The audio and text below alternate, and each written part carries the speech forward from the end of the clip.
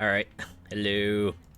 We are here at the cusp of getting things started. I think I need to check the options real quick. But yeah, American Truck Simulator. Like we did this once before. Um, gonna do it again pretty soon. I just wanna adjust the volume a little bit. This game can get pretty loud sometimes, so just want to make sure it doesn't just like overpower everything else, you know? Okay, let's do it. Let's continue the career. Also, you're gonna have to bear with me a little bit. You might hear like a lot of stuttering, but I think this is just like an initial load thing. Once we get into the game proper, things should be a lot more smooth. I hope.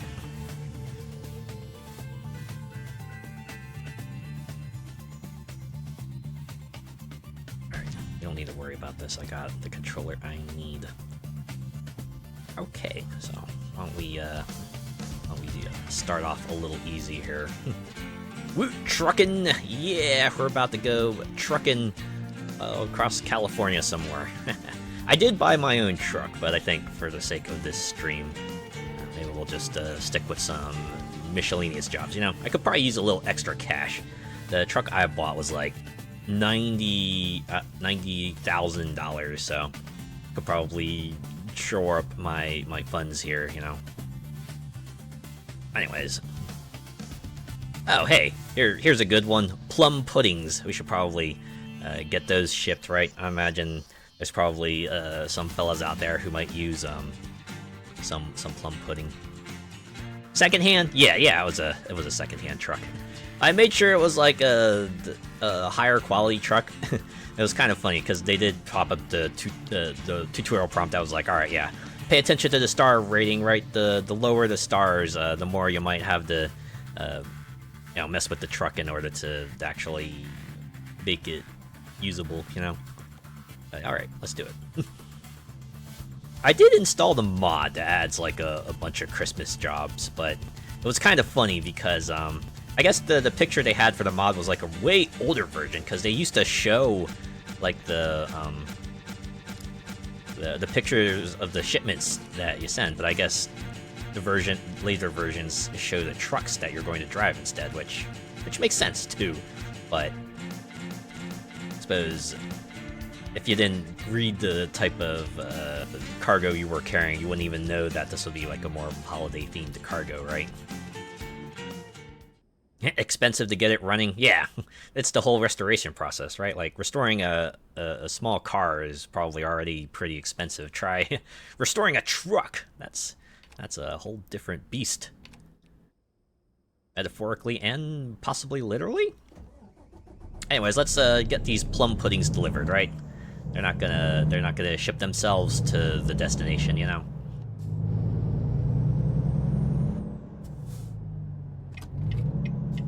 Now, personally, I have not had plum pudding. And to be honest, I actually don't know the history behind it either. Is this like similar to figgy pudding, right? From the song "Deck the Halls"? Is it like that? Or plum and figgy pudding like different things? Am I mixing them up? That shouldn't be mixed up, possibly. You'll pass on the plum pudding? Ah, I see. And there's other kinds of pudding to be had, right? And have yourself like a good old vanilla pudding, imagine. Or perhaps like butterscotch. Butterscotch is always like a pretty good flavor for any sort of like, more milk-based pastry, right?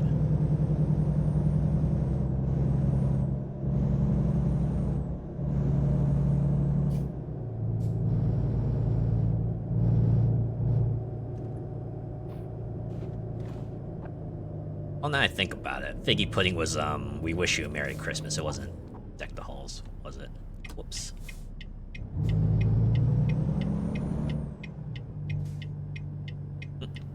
Sticky toffee pudding. That does sound pretty good. I like toffee. Toffee and pudding form is probably pretty good. You have a favorite type of pudding?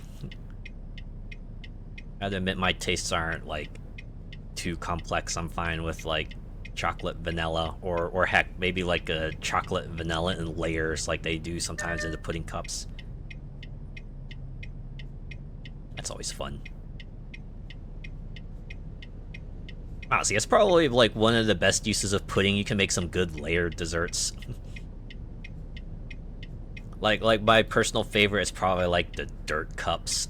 I know we're kind of going off on a little tangent, but yeah, right? Like chocolate pudding and cookie crumbs, and you just like throw some gummy worms on top. I'm like, oh yeah. Right, and in addition to being like just stylistically appropriate, it's also like a bunch of flavors that go pretty well together. You know, it's kind of like a sundae, but in a different form. And you know the kids are gonna love it, right? It's like, I had dirt cups, but it's like also a sweet treat, so 2 for 1.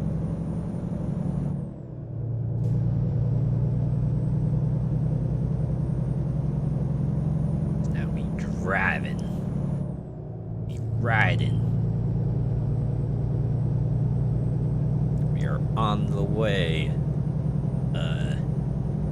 to Viridian City. No, not really, but I'm gonna call the destination Viridian City anyway. Oh, snap. Ah, oh, man, I'm gonna miss the light. That's fine. Especially during the holidays, it's probably good to be safe, you know? If you see yellow light, maybe actually take yellow light for its intended purpose and just slow down. What is that beeping? Am I doing something wrong? I'm about to make this truck explode. I hope not. The one I always make? Hell yeah.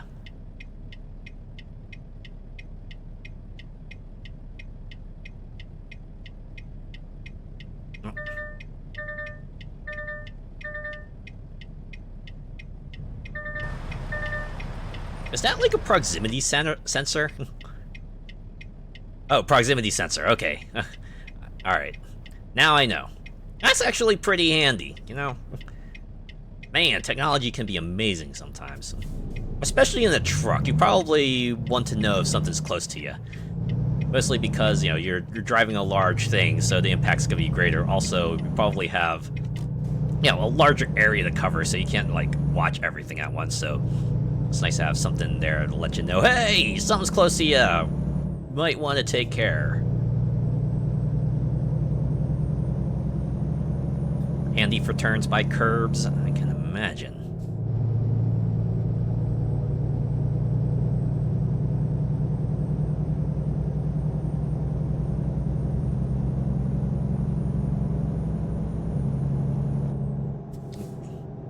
Gotta pay attention to the speed limit.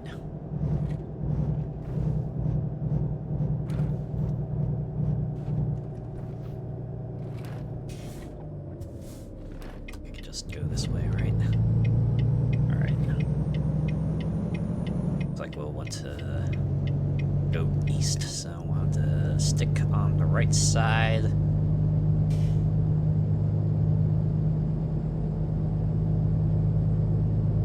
Times like these makes me wish we had like the Tokyo Extreme Racer type of pop-up, where you see like 2 large green signs that pop up to let you know, hey, which path are you gonna take? If only real life worked like that. If only I could just like drive down the road in real life and just see like a bunch of green signs pop up to let me know that it's a very important junction up ahead. How's my weekend been? It's been busy. I spent yesterday just like shopping, sort of just like kind of knocking out everything else on my list of presents to get my friends and loved ones. You know what? You know what's like really challenging to find these days, at least for me? A physical Steam card. And I'm like the one of the smaller denominations, right? Because I saw like $50 Steam card in like one store. I could not find a $20 Steam card anywhere. I was even asking people around. They're like, yeah, we normally stock them, but they're out. Which I guess makes sense, because the holidays are close, and I imagine a Steam card is probably a pretty easy thing to give most people, right? Like most people who are probably into PC gaming probably have Steam, so it's a pretty good choice for that. But yeah, ultimately I had to like go to an online store and just ship myself a physical Steam card to my place. But I managed to get several other things out there, so you know, it was still a worthwhile trip. Also, 2 boxes of cookies. I got like 2 boxes of cookies. One of them's like a box of like salted caramel cookies, and the other one's like the chocolate candy ones, right? Like M&Ms, except you know they can't explicitly say M&Ms, so it's just like chocolate candy cookies. Like the combo. They're both pretty good though.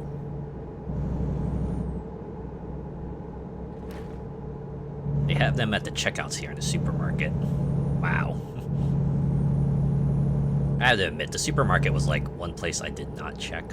Maybe I should have done that. Maybe I could have made my life easier if I went to the supermarket instead of the shopping center I went to instead. Oh well, I got everything. I got everything I needed, so I'm good. All I have to do now is is just wrap everything, right? Wrap everything and then play a little luggage Tetris to make sure everything fits along with all the other essentials I need, yeah. Yum, yum. Yeah, every card.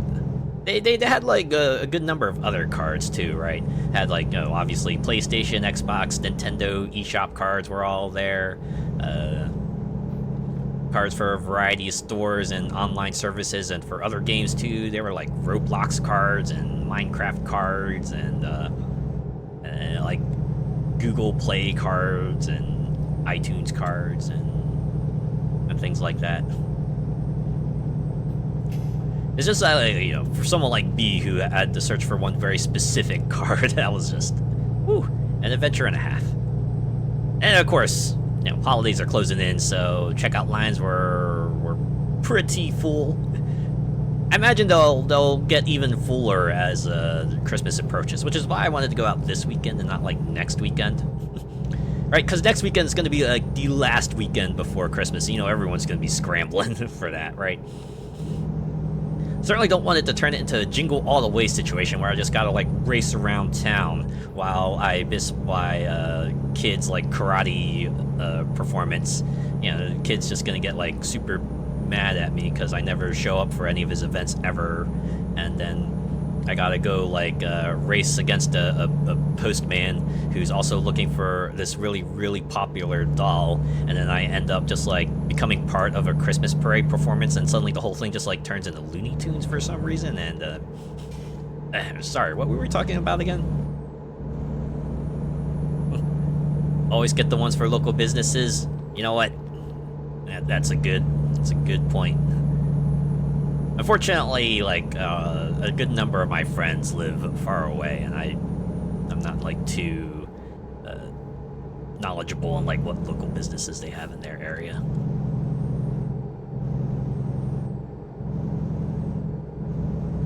I guess to that end, I could try to get them, like, a more general gift card, right? Something they can kind of translate into cash they can use in their own area.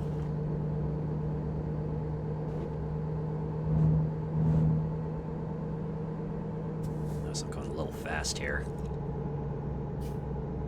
I haven't gotten dinged with a speeding ticket yet. It's fine. It's fine. Anyways, how was your weekend?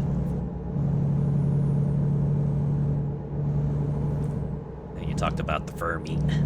That's pretty awesome, but were you up to anything else?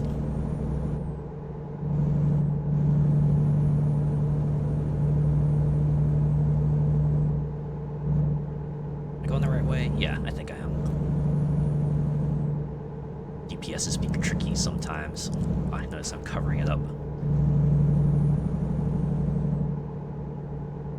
Especially when you get around here and these road systems just feel like mazes on their own, right? You're trying to kind of visualize, right? How the road on the screen looks as roads in real life, and you have to like make that split-second decision as to which road to take, and hopefully you take the right one, because you know, it's gonna be a while otherwise. Oh, nuts. Okay, that's not running a red light, right? I stopped before I got across the intersection, so that counts, right? Overspending, food shopping. Setting up for a feast, or just like restocking your food supplies. I guess it would be a little early to start setting up for Christmas dinner. Still have 11 days.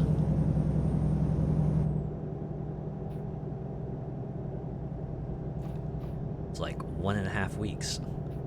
1.5 weeks till the holidays. Oh, that's a police vehicle too. Imagine if I bump into them. Things probably will not go too well.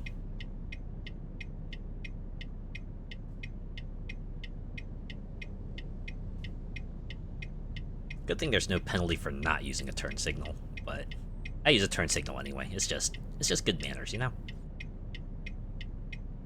Groceries? Ah, got it.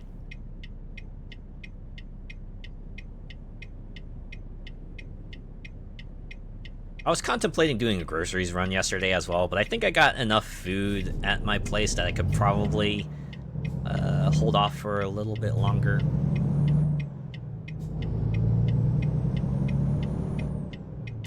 I had like a bit of a crisis because I thought I had a certain kind of food stuff, so I went and like cooked a pot of rice. It turns out the stuff I thought I had for the rice I didn't actually have, because I was gonna just like have some chicken with it. Turns out I didn't have any chicken, so I was kind of scrambling to find something else I could have with the rice. So luckily there was like a store nearby. I could like run out and just buy a pack of sausages real quick, so I had sausages and rice, so hooray! Dinner was saved. Bill came to 120 pounds, and oh yeah, oh my god, that's a really expensive grocery bill. Holy crap!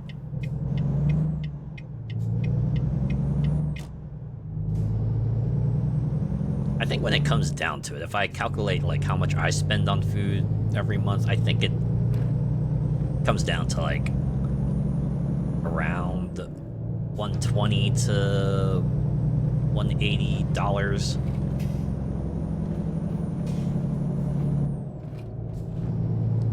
Oh, I want to turn right here. At least when I talk to my friends, apparently that's like the lower end of grocery spendage. Some of them can easily spend like up to $200 to $300. Although to be fair, they're buying food for like a bunch of people, right? More for than just themselves. So probably makes some more sense that way.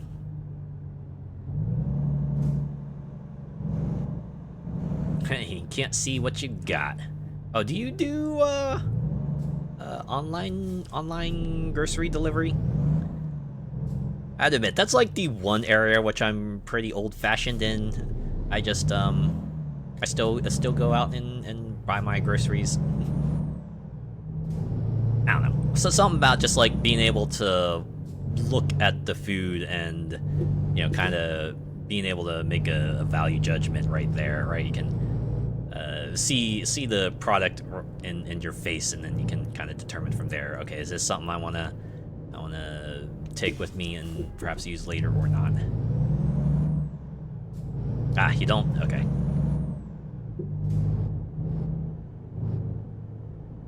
I know some other people who do grocery delivery, and they seem to have some pretty good success with it. Well, I've heard other people have like horror stories where you know, they'll get a grocery delivery and then they don't get like half the items that they actually wanted.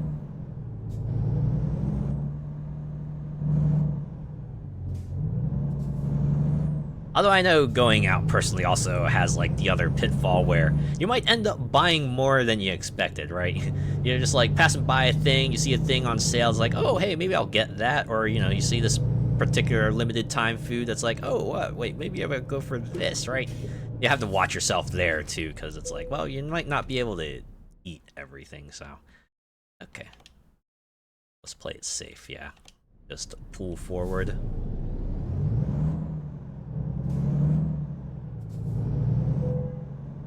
That's why it can be handy to have a shopping list.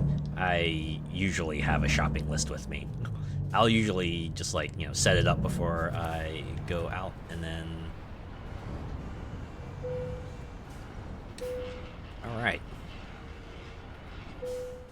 There we go. The plum puddings have been delivered. Hopefully, some people around here will be able to enjoy that now.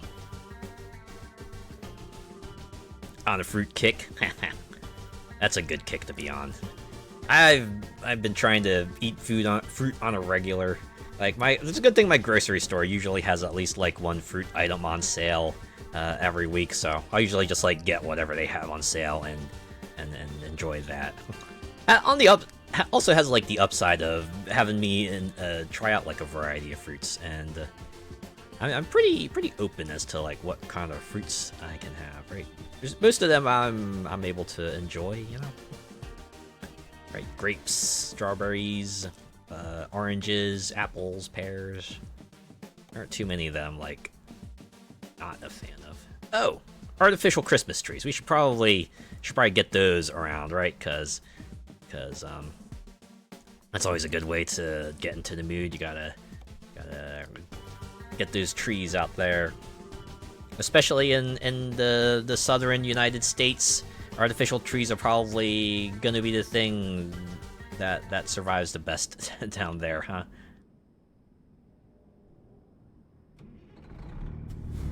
So what kind of fruits are you into at the moment, Molecular Shadow Fox? What have you been enjoying so far?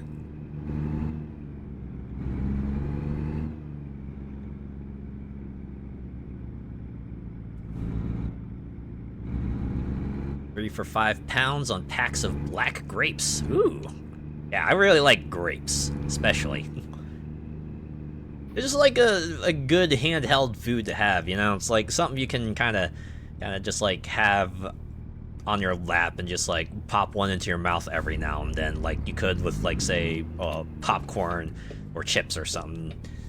But grapes are good for you, so it works out that way. I'm sorry, truck. I will move very soon. Just let this light turn green. I will be out of your hair. Ooh, tangerine and peaches, yes. Any sort of like orange style citrus fruit also hits well with me. I don't know, unpeeling oranges is fun. And the fact that they come in slices makes it even better. Because again, you can just like pop it into your mouth, just like that, right? They're like juicy and tasty too. Peaches are nice as well. Although I have to be like a bit more careful with those, right? Oh, I need to turn on the lights here. Ah, your fave isn't in season. That is the one thing with fruits and vegetables, and I guess other certain kinds of foods. Sometimes you gotta wait for the right season, right? Like if you wanted to enjoy watermelons like right now, you probably have to go out of your way to get one. But if you wait a few months, that'll be everywhere.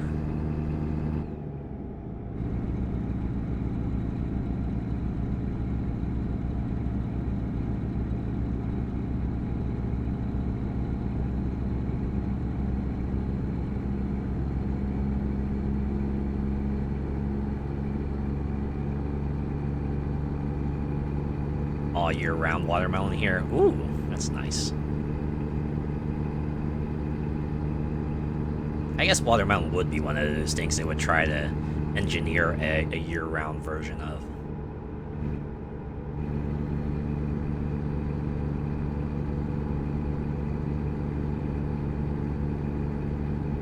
Oh, speaking of fruit, I guess quasi-related to it, I did get to try out like a mango lemonade. Oh wait, no, I think I want to go straight. My bad. It's fine, it's a video game. Don't actually do that in real life.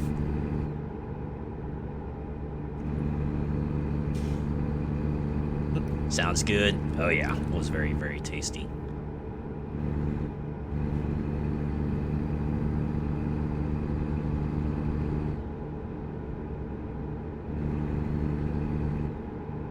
Okay, I think I can just continue going straight here, right? Yep, yep. Good. Good.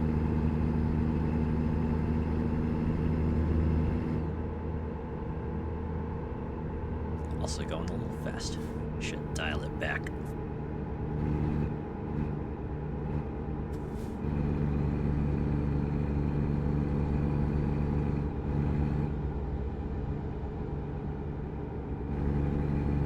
Yeah, speaking of lemonade, I can't imagine like a lot of things that wouldn't go well with lemonade. I've had like a variety of sort of lemonade mixes. Obviously, you have like the strawberry lemonade, which just goes well together. I think I've also had like raspberry lemonade, which was pretty good. I think I also had like a blueberry lemonade, which was like pretty decent. Oh, I had like a cherry. Actually, I think it might have been a cherry limeade, but that worked pretty well as well.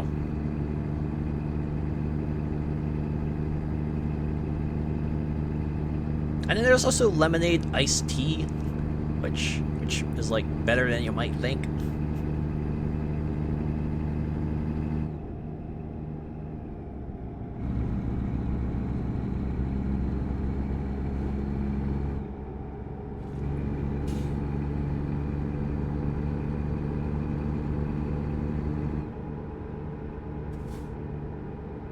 I feel like that's like one of the kinds of drinks I might go for at a restaurant, right?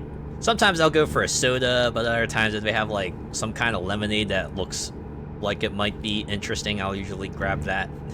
Maybe a glass of whatever lemonade they might have.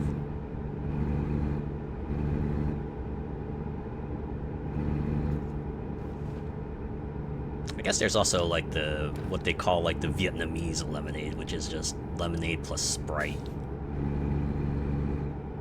I didn't even realize that was like an official name for the drink. I just know my parents like to mix like a citrus drink and Sprite together.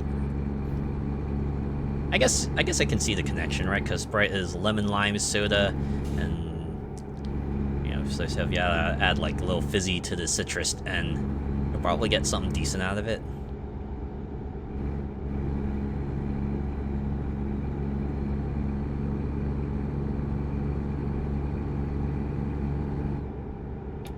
I think I want to transfer again. Man, I am not good at reading roads tonight. Only you can see what the GPS looks like right now. It's like a spaghetti network of roads.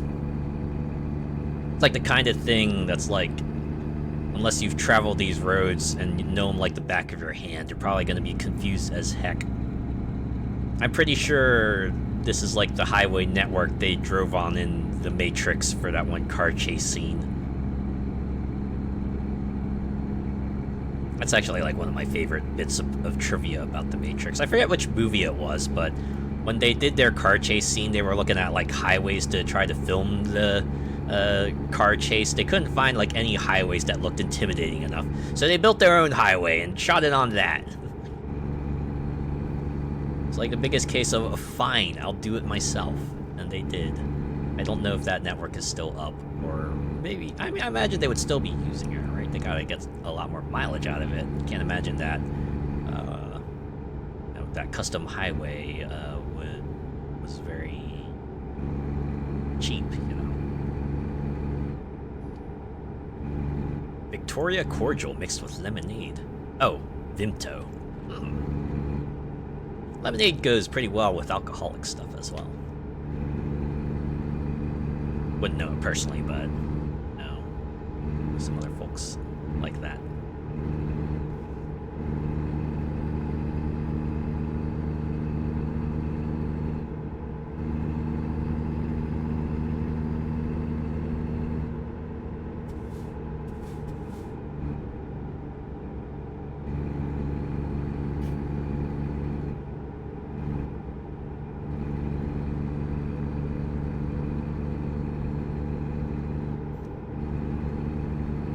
Time driving. Still not used to it, even all these years later. Guess just something about like the reduced visibility just puts me a bit more on edge. I was really trusting everyone else to make themselves visible. And if they aren't, well, hopefully you have like really good reflexes. Otherwise, it's gonna be a pretty costly mistake, yeah.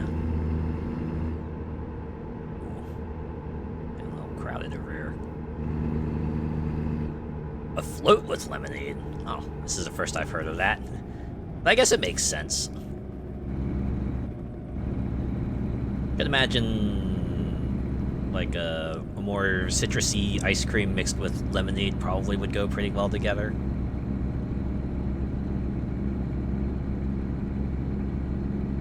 Like maybe a little orange ice cream, or heck, like even lemon ice cream, or maybe berry ice cream. Any kind of berry ice cream mixed with lemonade probably is pretty good. When it comes to ice cream floats, I've done like orange soda. I think that's like the most I've ventured outside of your usual root beer float.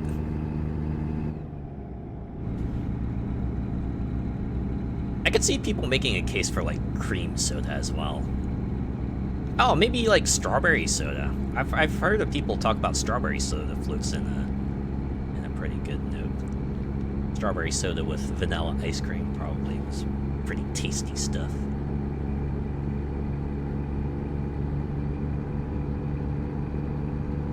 And now I think about it, what about a Sprite float? Man, imagine a Sprite float. Actually, I don't know about that one. Well, maybe if you look like a berry ice cream, that could work. Green cream soda and vanilla ice cream. Ah, good old green soda.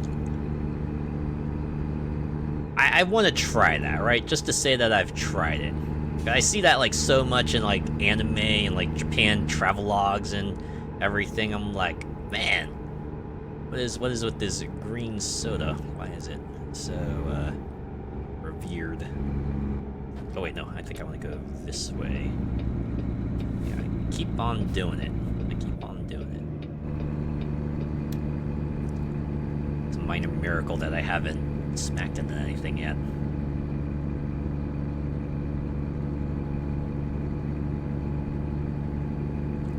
Yeah, if I ever go to Japan, that's gonna be like on top of my to-do list, right? Just get myself a green soda, and maybe a green soda float. See how it goes.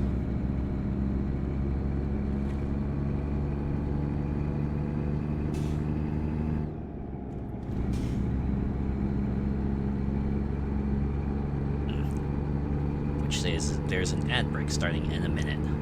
So there is your warning there.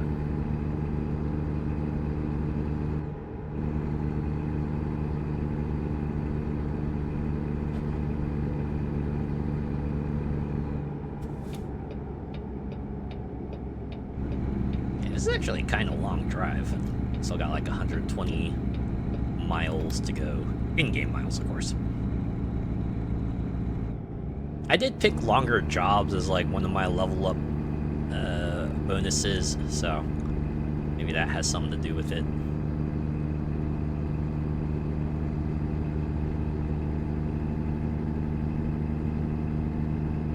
Interesting to see their yaoi cafes in Japan.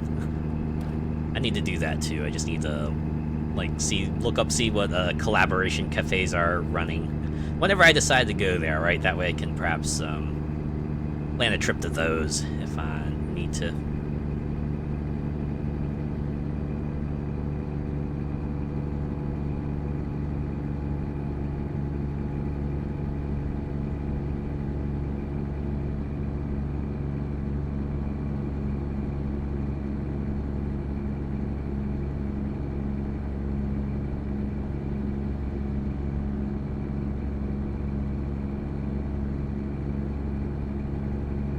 I've certainly seen the articles about the collab cafes.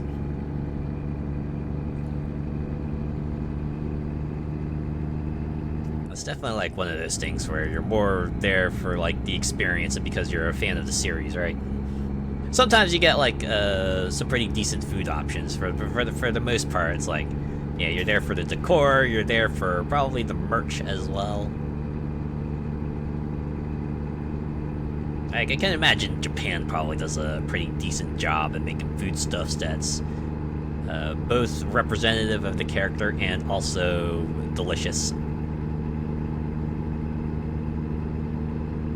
I have to admit, I've always wondered how that worked, right? How does, like, one go about designing a menu item? It's gotta be, like, a combination of, you know, getting an artist on board to make the most visually appealing thing. And, you know, having, like, a food expert on board, too. So they can, like, determine, like, what sorts of ingredients or foodstuffs they can use to, you know, get the appearance they want, and simultaneously also make it taste good, you know? And maybe have, like, some other people on board as well, right? Like, maybe a team to determine, like, if the food combination is safe or not, or like, you know, someone who's gonna determine the market viability of such an item. And then you gotta, like, make it all cohesive too, because, you know, it's not just one menu item, it's several. So you might have to, like, throw a few darts at the wall in order to make a menu that covers a variety of foodstuffs and also, you know, the characters that they want to feature.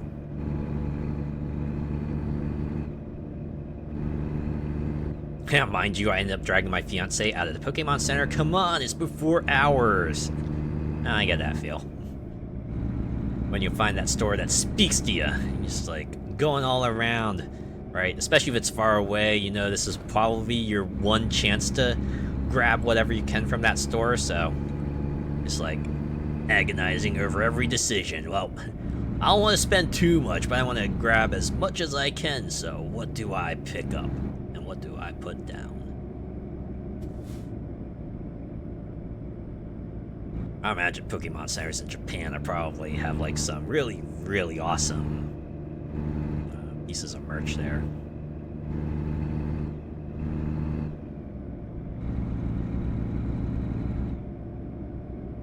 I'd probably also want to visit a Nintendo store. I know Japan has like several Nintendo stores as well. I bet they have some pretty cool products there as well.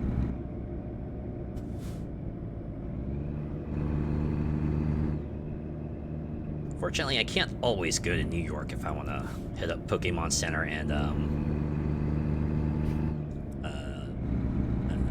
Nintendo store, right?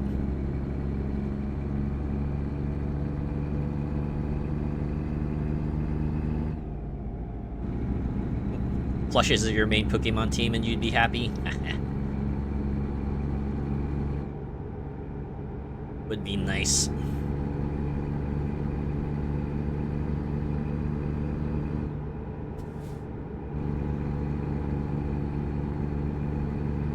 Certainly gotta be suffering to be a fan of like a less popular Pokemon, right? If you're not a fan of, like, you know, for example, like Pikachu or Eevee or like any of the starters, imagine like finding anything of those Pokemon. Probably gonna be a bit more of a challenge, right? At best, you'll probably like get the most basic of official merch for them.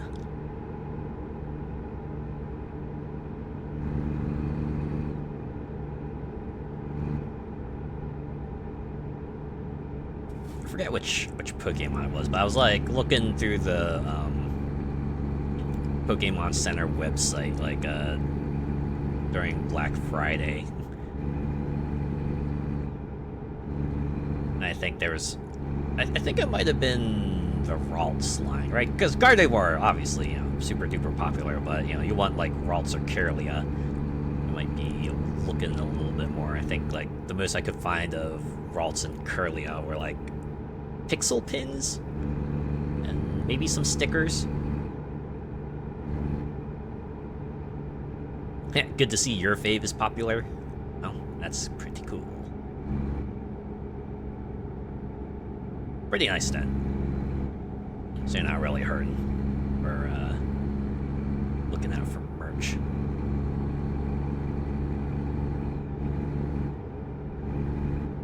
Oh, we're closing in on the destination. But we are at like the southern tip of California now. Very, very end of California here. Look at all this desert. Yes, this desert is made of desert. Now I have a bit of an urge for a dessert. Good thing I got some cookies nearby. Happening a candy cookie and a salted caramel cookie. Although I ate the candy cookie earlier, so all I have is like the salted caramel cookie near me.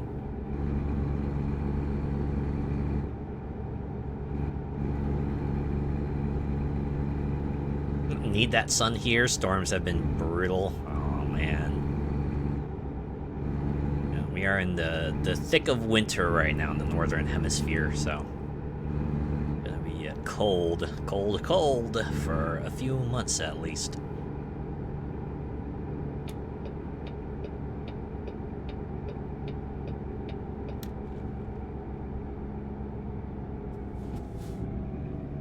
Bright side, winter fashions. You know, can throw on things like, say, capelets and fur-trimmed clothing pieces and sweaters and big coats and scarves. Yes, a scarf is working overtime, I can imagine. Scarves, gloves, leg warmers, fuzzy boots, thermal tights. Yes. Big fluffy hats and big fluffy gloves. I think I might have mentioned that.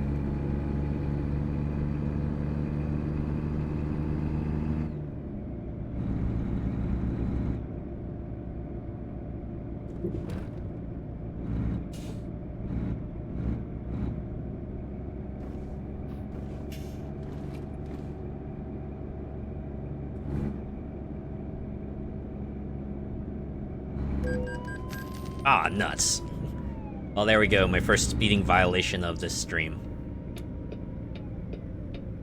Drop in the bucket, all things considered. Considering how much I usually get paid from jobs.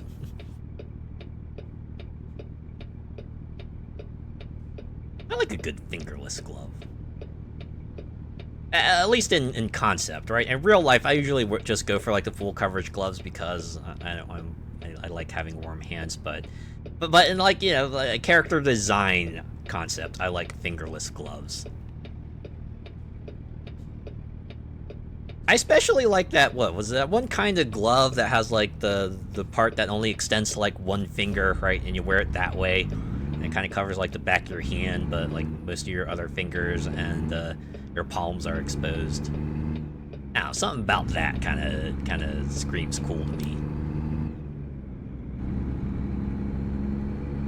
I'm sure that style has a name too. I'm just like not familiar with what the name is.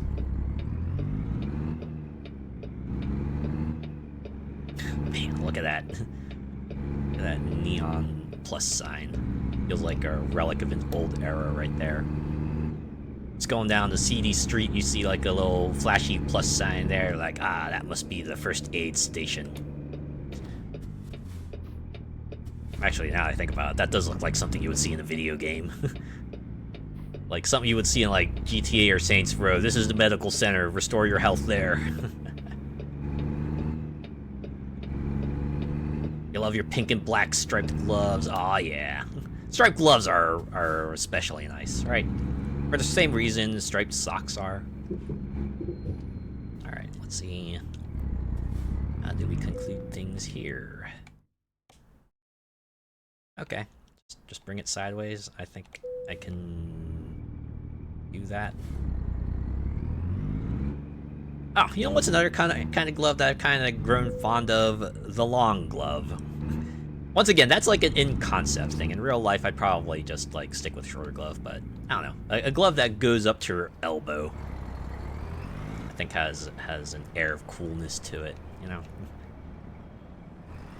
I guess that's like something you probably have to pair with like a sleeveless top or something like that. Okay, maybe I'll just skip this.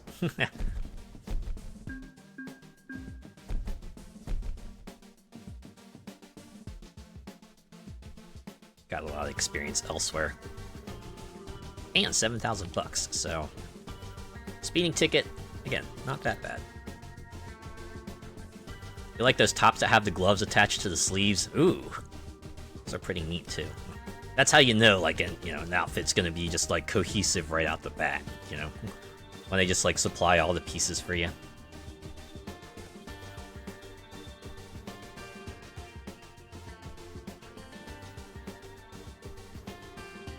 Oh, toys! Look, we got toys. We gotta deliver some toys. Gotta bring them to Nevada. Yes. Toys for the kids, right? Especially important part of the holidays. Let's get that out there.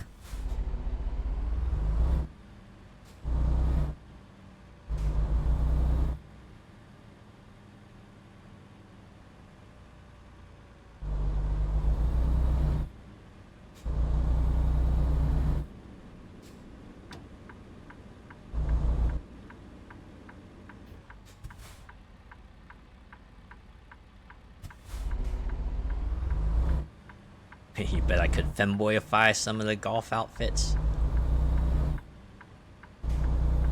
It's not too hard to do. I can't imagine that would be too hard. Especially if like the golf outfit has like a polo, right? Polo and pants. Just like swap out the pants with a skirt. And, like, boom! You're already like a lot of the way there.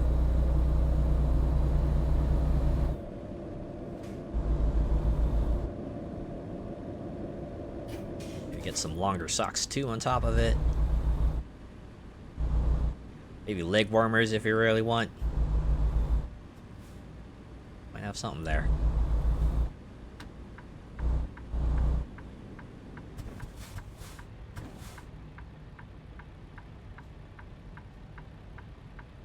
There we go. There's our turn signal.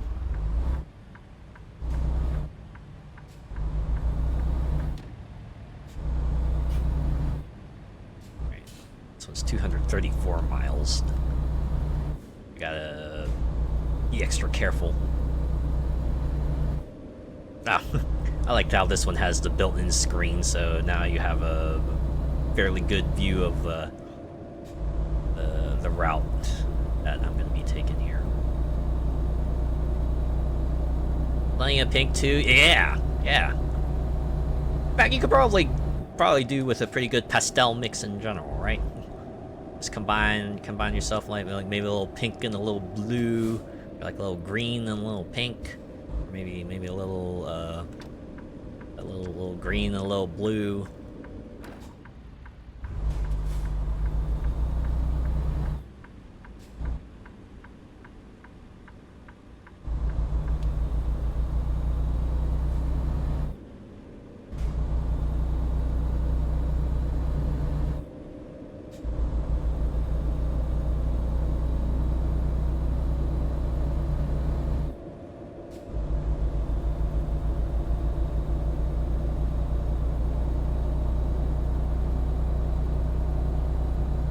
I think some of these toys might be like golf sets.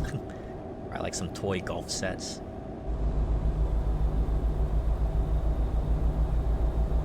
What sort of toy sets did you play with a lot as a kid, right?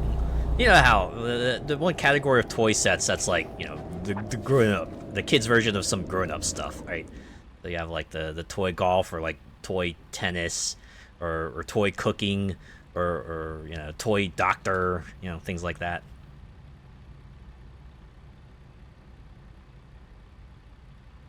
Like I did mostly like toy doctor stuff. I don't know. For some reason that kind of thing really appealed to kid me.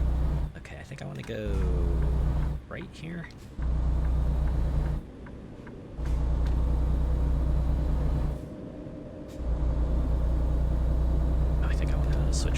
actually.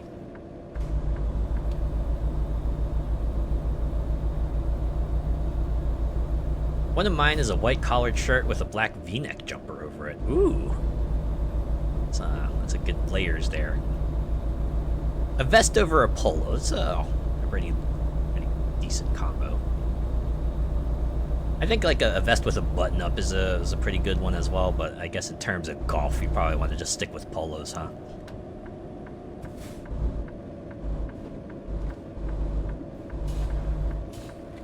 You had hours and hours of fun with your garage with car wash and car park above. Yeah. Like a good car play set.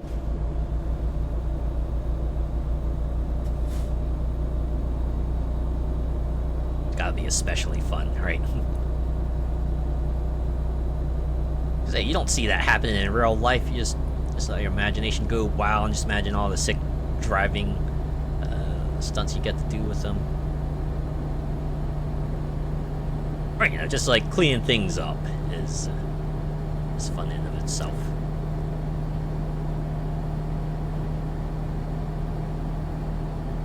Yeah, the mats with the roads printed on them. Oh, yeah.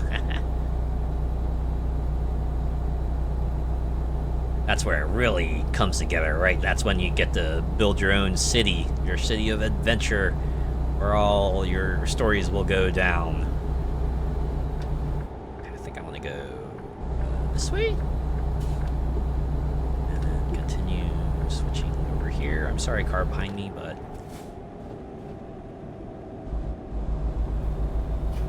yeah, those were fun, especially if you have like other buildings you can set up on the map, right? And you can get yourself like a little miniature city. That's like fun in two ways, because you get to have like your little city playset, and then you can also pretend to be a kaiju and just like stomp around and knock buildings down and everything. Yeah, many a story in providing sounds, indeed. Yeah, that was a fun time when my nephew was younger, and he was like at that point where we just kind of like grab two figures and then just like, you know, just do random stuff together, right? Whatever my nephew decided was happening next, and kind of rolled with it. Fun times.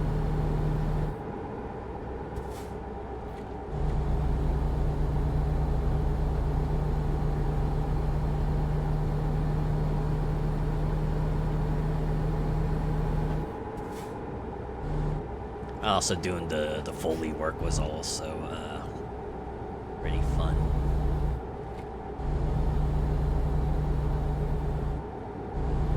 Action figures, oh yeah. Although for me it was like mostly Lego minifigs. That's usually what I played with.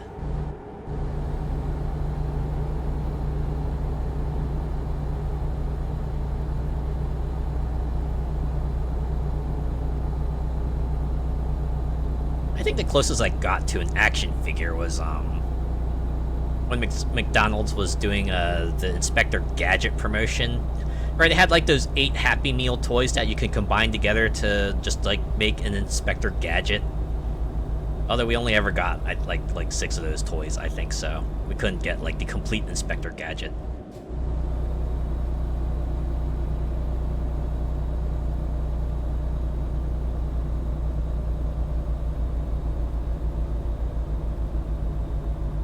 Sure, I could probably just like hunt down the toys and then get them that way, but probably not.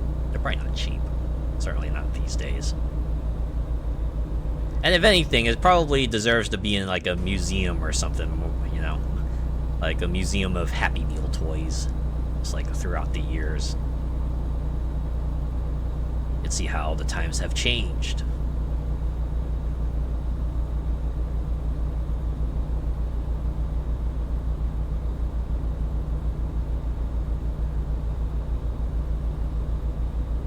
Yeah, this shoebox full of Thundercats and He-Man plus all the vehicles. Aw, yeah. And you got that series you'll like, and you just get like all the merch of them.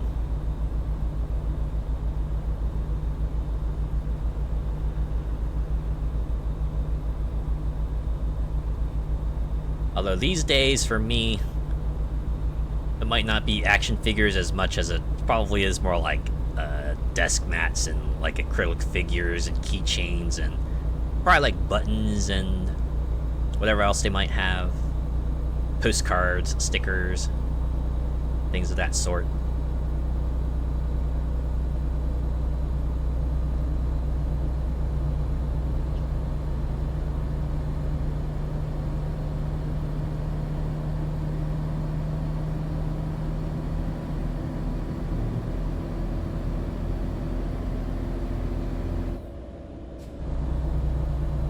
Hello.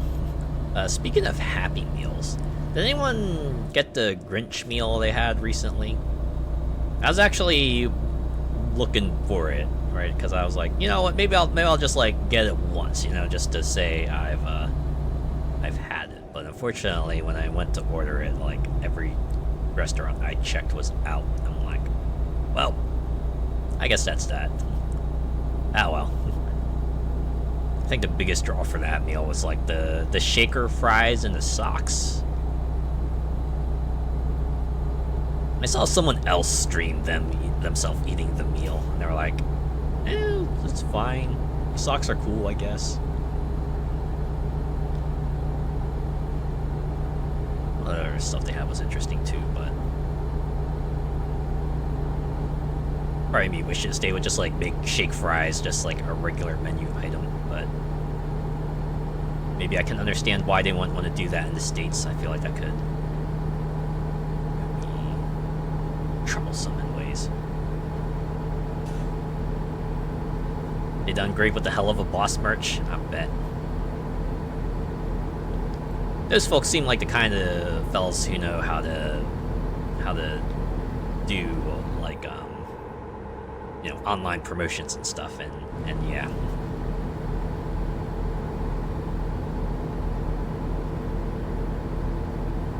The art style, I think, lends itself pretty well to making all kinds of merch as well.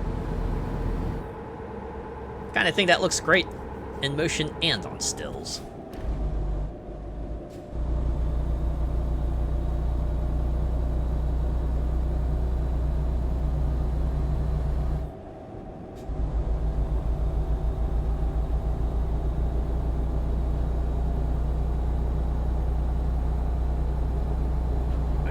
We have 120 miles to go.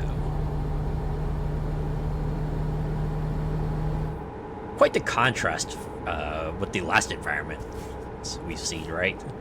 Whereas that one was like deserts and stuff. Here we're in a pretty forested region, pretty elevated area. Honestly, this would be like a hella scenic route. You know, if you're like, you know, going to somewhere on a vacation, this would be a great mood setter right here. You're like, oh man, look at all this wilderness.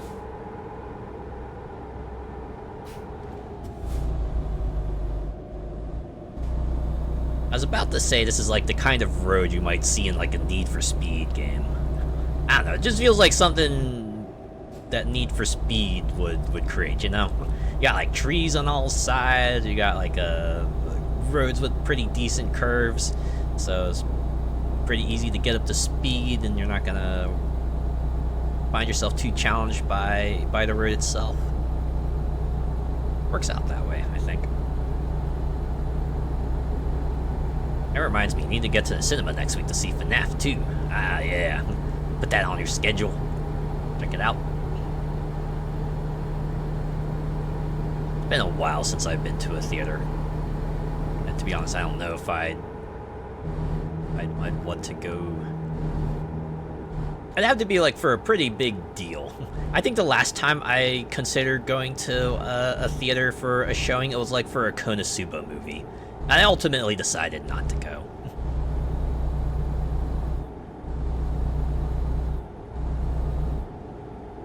Expensive though, I can imagine. Oh, you know what I saw? I didn't realize this was a trend, but it seems like a lot of the big name movies are having specialized popcorn buckets. Right, you can buy a specialized popcorn bucket for a movie and enjoy your popcorn that way, and some of the designs out there are pretty wild, right? Like obviously a lot of them kind of take the form of, hey, here's a version of you know, some character's head, and we put the popcorn inside of that. But there are some with like some even more creative sort of functionality for buckets. And oops. Oh yeah, there's the popo right there. Oh well, it only hit me for 380. It's not too much of a dent in my finances. But yeah, popcorn buckets. I think I want to maybe try to find something on that, because some of those popcorn buckets designs are fascinating. Cups too. Oh, you know what? Yeah, I could absolutely see that. A popcorn bucket and cup set. You can make some pretty creative cup designs as well.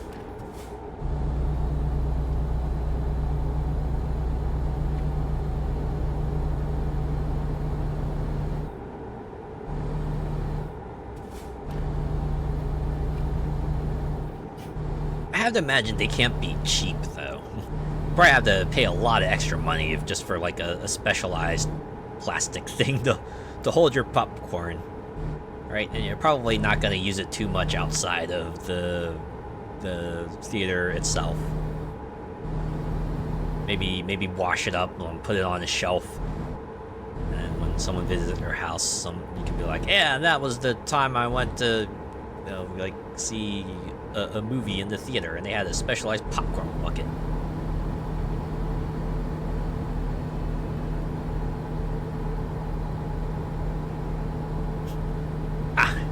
That reminds me of another thing I got. It was like an email.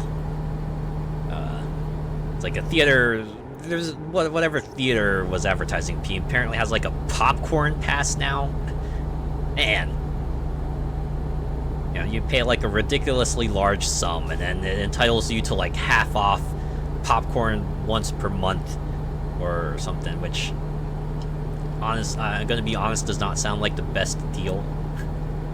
Well, you know, I gotta like pay a bunch of extra money up front just so I can get a popcorn discount. Certainly makes the math a lot trickier, you know. Also, it means you probably have to go out more often in order to get your money's worth. Because that's what it ultimately boils down to, yeah. Like, is this bulk buy gonna be less than, you know, just buying the thing individually like several times? Sometimes it is, sometimes it isn't. Yeah, we'd sneak our own food in. I did that too. Certainly not that hard.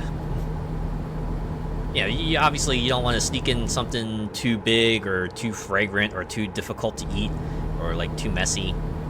So we'd stick with like just like, you know, candy, soft candy, and you know, things like that.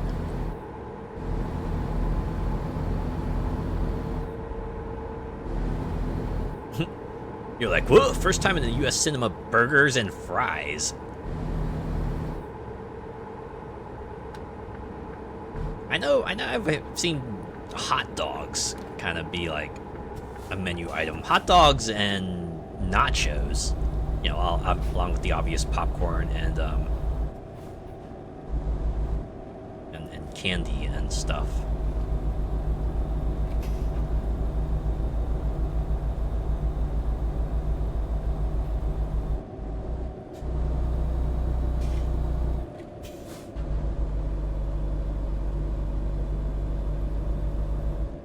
Okay. I'm gonna go down here.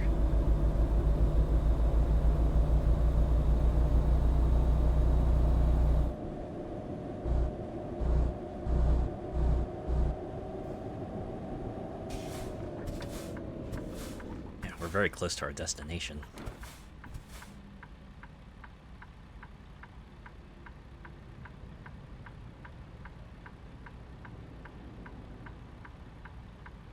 The massive cups they have at the cinema, oh my god. The ones that look like they could be just like absolute tankards on their own. Just wondering, like, who drinks this much drink in one sitting? That's the neat part. You don't. You carry it with you. You drink it throughout the day. You just gotta make sure, you know, to get the minimum amount of ice so that your drink doesn't get absolutely diluted as you're carrying it with you. At least that's what I do. Right? Because... Or you know, I wouldn't get a drink that large to begin with, but... It can be wild.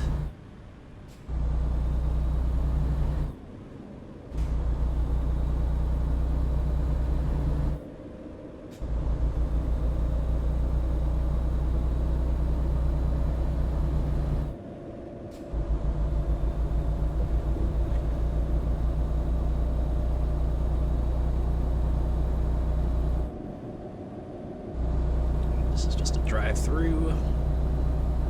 I mean, not like literally a drive-through, but you know, intersection without like lights or signs or anything means I can just you know, drive on through. Don't have to stop. Still gotta pay attention though, right? Just in case, but I have the right of way. Ah, just turned red.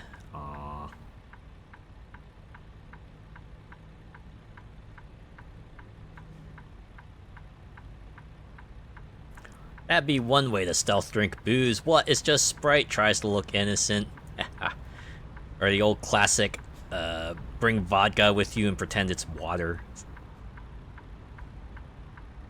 I think you could just do that in some theaters now, right? They just let you order alcohol and you can kind of just drink it when you're watching the movie.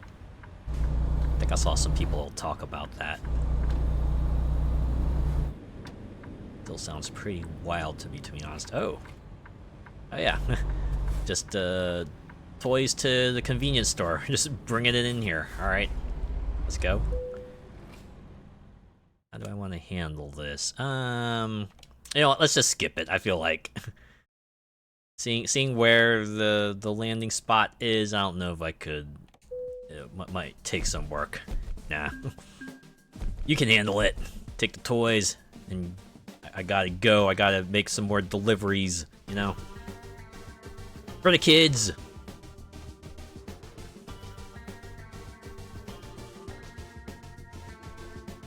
Alright. Oh! Holly wreaths. Oh, we got several here, actually.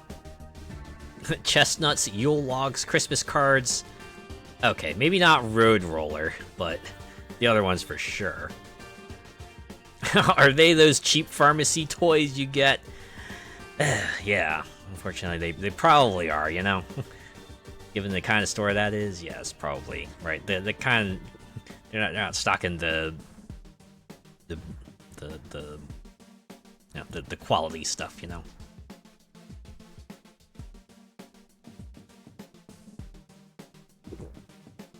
I was just getting a little water there, but... Alright. Do you have any preference as to what job you want to take here? I'm kind of thinking maybe I should deliver some... you know what? Let's deliver some Yule logs, you know? It's the winter, and some people probably could use, you know, something to put in their fireplace to stay warm and stuff, you know? Along with those whistle lollies. Whistle lollipops. I remember those. I remember those well.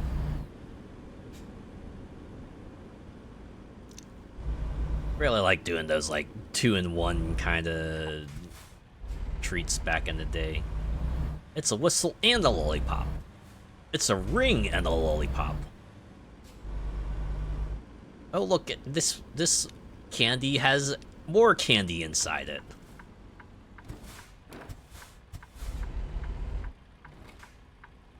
It's like a 2-for-1 deal, right? You got to enjoy the treat and you got to play with it in another way.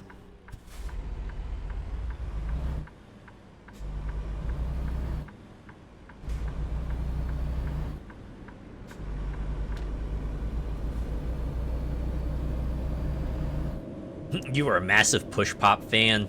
Ah. Never had a Push Pop myself, but those always looked fascinating.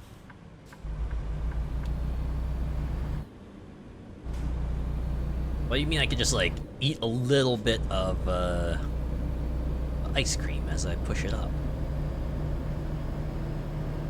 I know, they had, like, a lollipop version as well, too, right?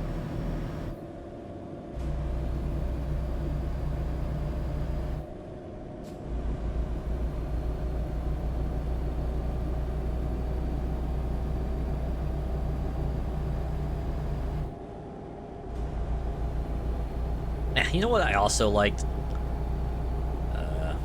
Like little tubes with the M&M minis. I really enjoyed those. If only because I could use the plastic tubes afterwards for other stuff. It's quite fun just like using them to store, like, say, coins or things like that after you're done with the little M&M minis. Yeah, don't push me, push a Push Pop. Little catchphrases, right?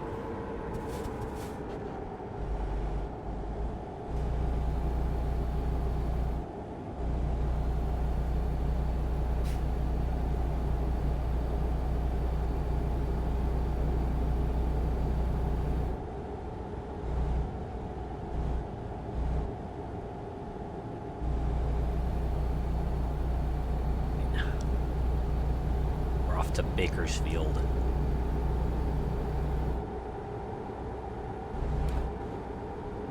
Empty kitchen rolls made fun swords. Yeah, when you're done with, like, the paper towels and you got, like, the cardboard tube left over.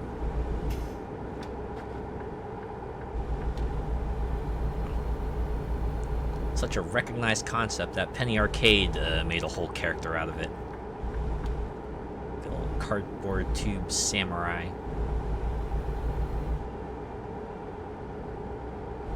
Oh yeah, you put two of them together and then boom, binoculars. Maybe you had, like, red and blue plastic wrap, right? Put them at the end, boom, 3D glasses. Alright, now maybe if you just, like, stack a bunch of cardboard tubes together, boom, telescope.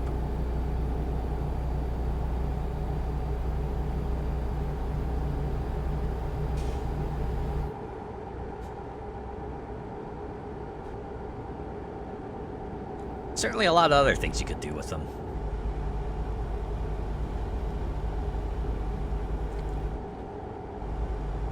What other sorts of fun did you have with cardboard tubes?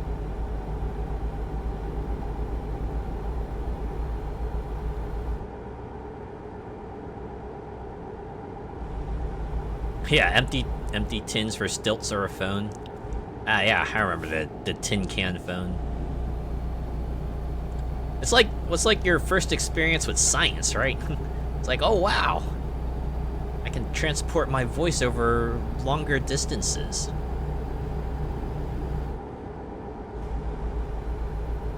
Imagine getting, like, a whole network of string can phones just, like, around your place.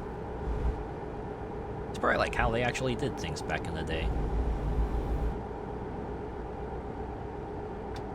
Can you get around you? A little slow for me here. Speed up! Hopefully I won't have a police car getting near me while I'm doing this.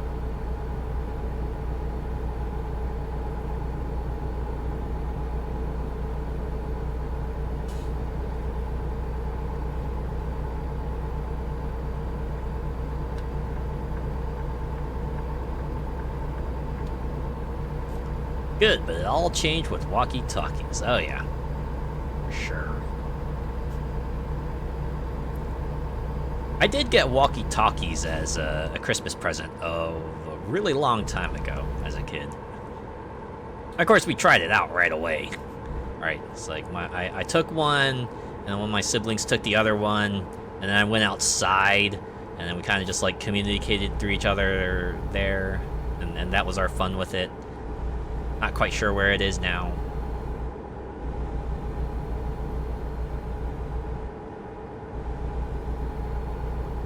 Man, who came up with that name? That's a good question. I guess you can kind of understand the meaning behind it, right?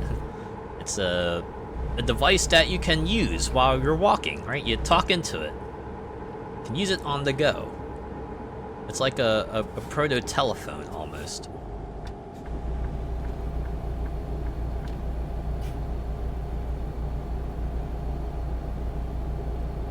Right, we had to be hitting an incline just as I wanted to pass, so... Now I gotta watch my downhill speed.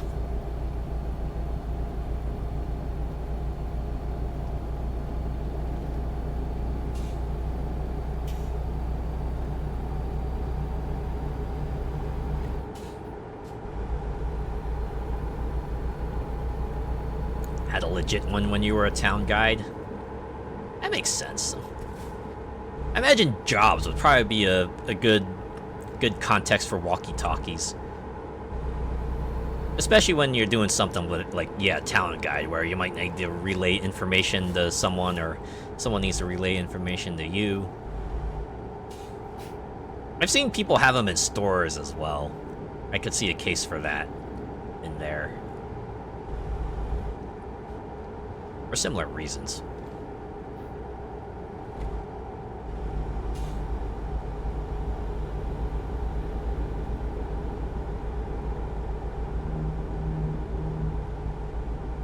Gotta reduce speed. Okay, I'm at 55. Speed limit's 55. I think we're okay.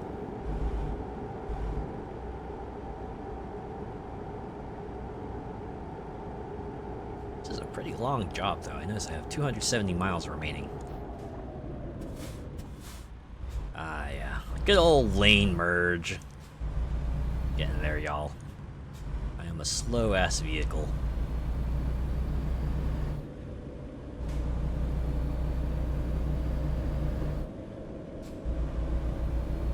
Good thing I had to be going this way, too.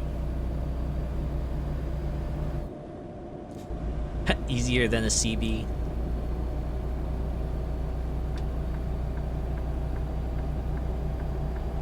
The idea of a CB radio on the road just seems kind of fascinating to me, though. The kind of thing where it's just like you're just gonna turn it on, kind of speak out into the dark, and then see if you know, something happens. And then maybe if you get lucky, you'll catch someone else in the same vicinity as you, and maybe you can just like chat it up for a bit, right? Chat it up with this stranger who is elsewhere. You don't know where they are or what they're doing, but your paths cross for a moment there, and eventually they're gonna split up, right? And then you'll go along your way. But at least they'll have kept you company for a bit, and I always just found that idea kind of fascinating.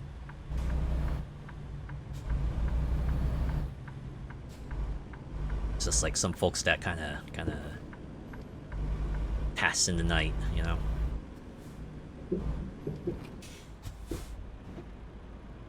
Oh yeah, and the CB names as well. Oh look, Munchin. That must be their universe's version of Subway. You got munchies, we got you covered. Oh, I like it's breakfast, lunch, dinner, snack. No dessert. There's no dessert sandwiches. I mean, I know dessert sandwiches are a thing, but Munchin doesn't supply dessert sandwiches.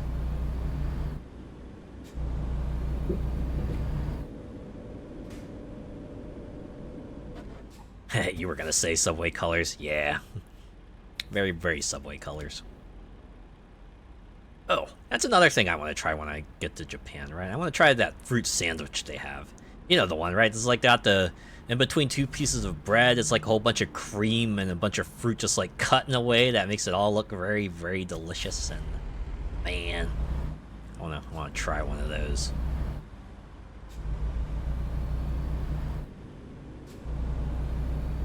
And again, I've heard some pretty amazing things about Japanese convenience store food in general.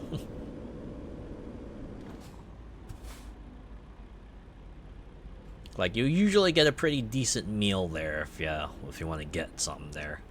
Obviously, there's better food to be had elsewhere, but You certainly won't be hurting for options or quality if you decide to go for convenience store food. I think I was reading an article recently that said, like it was like one of the like higher ups at 7-Eleven wanted to try to bring like the Japanese convenience store experience to the States. I want to see how that goes, right? Hopefully it'll go over well and we'll actually get like some good quality food, right? Not that like current 7-Eleven food is bad. I mean, sometimes it is, but certainly not up to the level that you might see in other parts of the world.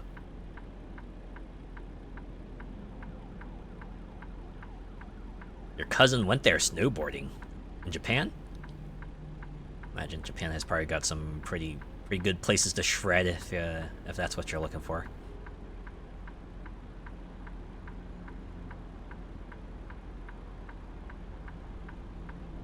Honestly, even if you're not there for like anime-related reasons, probably like a good number of reasons to go to Japan anyway. I mean, obviously, if you're a history buff, then there's a lot of reasons to go there. You know, you want to try out the food, obviously a good reason.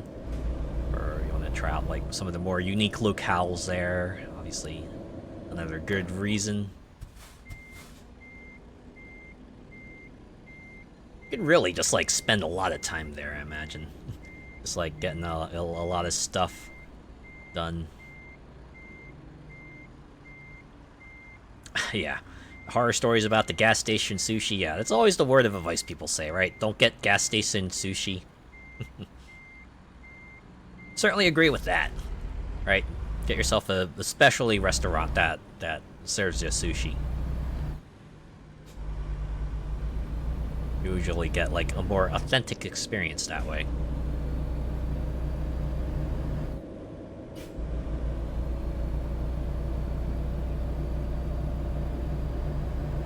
I have to wonder though. This is like making fresh food on demand, kind of like being normalized for gas stations. Been a net negative for some of them. I imagine that must increase operating costs a lot, because not only do you have to, you know, worry about some stuff, you have to like worry about creating and maintaining a kitchen, and all the additional cleaning costs and maintenance and inspections that you got to do on top of everything to make sure everything's up to code is probably pain and a half.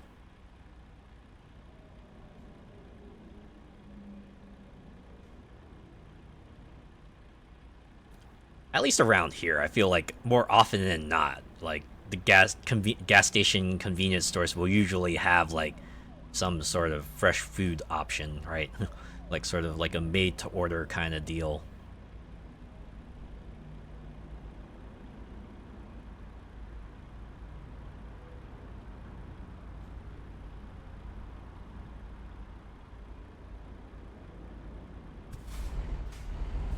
Back in the day, right? It would most of the time just be like, all right, you know, find yourself like a bag of chips and maybe a candy bar and you know, grab a drink from the back, and that would be like your gas station meal right there.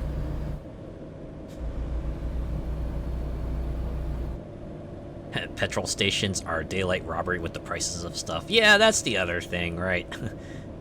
Obviously, if you're going there for food, it's kind of because, you know, it's the only option you have. Certainly don't want to be there on the regular.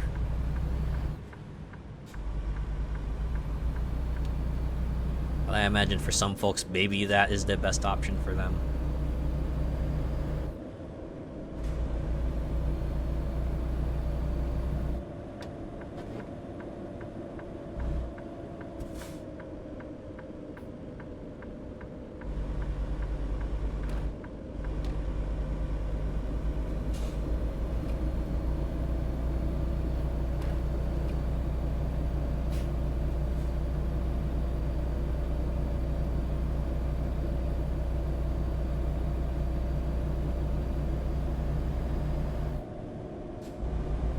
Still got 260 miles on this thing.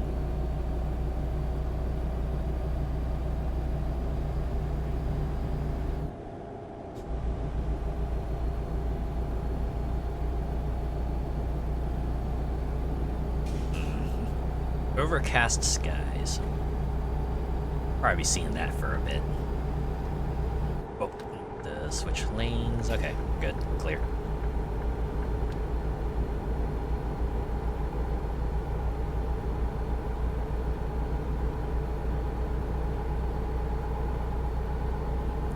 Might be me, but I like having a few clouds in the sky.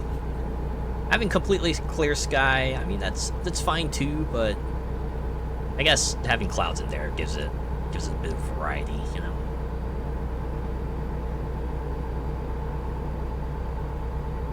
One time we got such dirty looks because a friend with us bought a lot of adult mags at the petrol station. Oh man.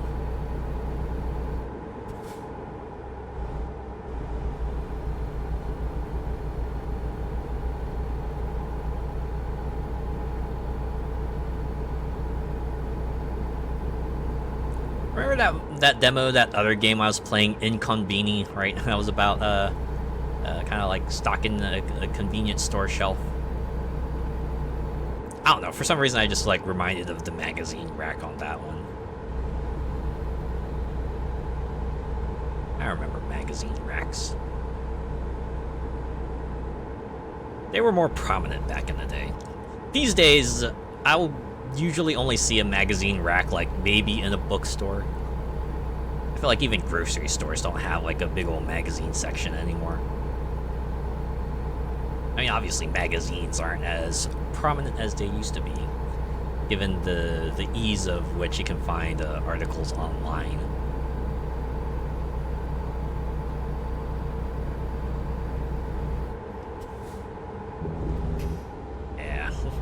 Ah man, I remember back in the day, just yeah, looking at the games magazine section and just like checking out all that, right? Like Game Pro and Game Informer and Electronic Gaming Monthly, but most of them have switched to being online houses because it's just much easier and much more quick to get the information out that way, right? And even if you try not to, you're just going to get beaten to the punch by everyone else who has switched to being an online house. Kind of just had to roll with it. Yeah, Game Mag section was like a library. Sure was. I think back in the day, I had a library that actually stocked magazines. Right, they had to have like issues for certain magazine publications, like for at least the past 12 months worth.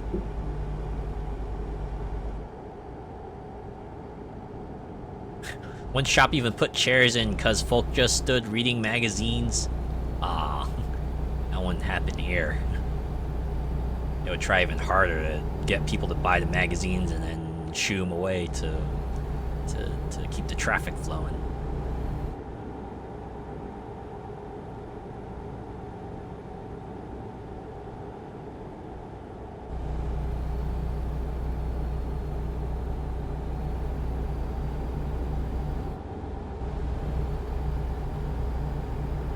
And you know what stores especially wouldn't have? A book section. I think I remember grocery stores back in the day would have like a small section for just, you know, random books and stuff that obviously kids would not be interested in, but I don't think we have too much in the way of a book section anymore. Back when it comes to like physical printed stuff, it's probably greeting cards. Like, at least the grocery stores I go to, they will still have a greeting card section. That's about as far as you get for just, like, you know, printed stuff. Even then, that's probably, like, you know, nominally printed stuff.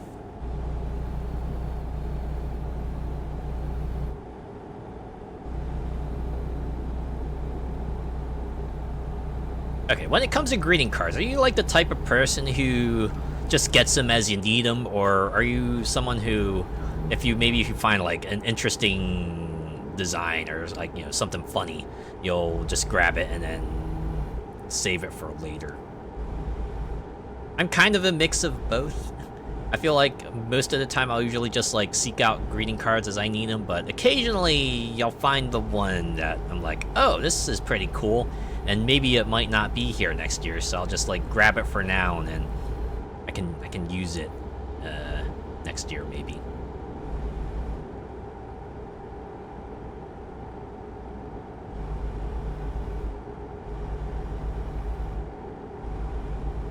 One shop here, WH Smith's, do cards, game cards, stationery, books, toys, upstairs, a post office. Whoa! Very much a print shop, huh? That's actually pretty cool. It's always nice when you manage to find that like independently run specialty store that just does like a lot of cool stuff that you don't see in like the, you know, the more big name chain store. Now, thanks to my older brother, I've become knowledgeable of some pretty cool, like, independent gaming shops that do some pretty neat stuff. Right, they'll do more than just, like, stock video games, like the most popular merch. They'll also have, like, yeah, like imported collectibles and plushies and what have you, you know? A whole bunch of used games and cards and vintage equipment. And a bunch of other miscellaneous things for you to kind of pick up. And I know every time I visit him, we always try to stop by some of the stores so I can just kind of like do my run there and pick up everything I can for that year.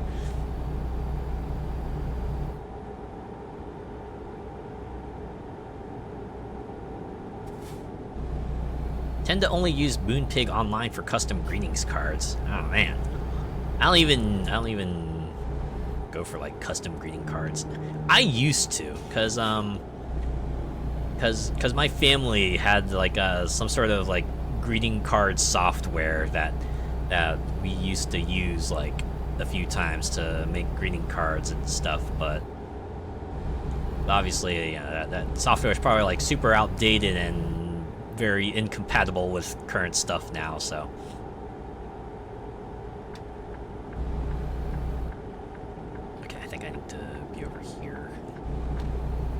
Truck crossing 2 lanes is something you probably don't want to do in real life. Yeah, I imagine, like, the fact that you could probably have a pretty easy access online creator probably also renders, like, software suites somewhat obsolete.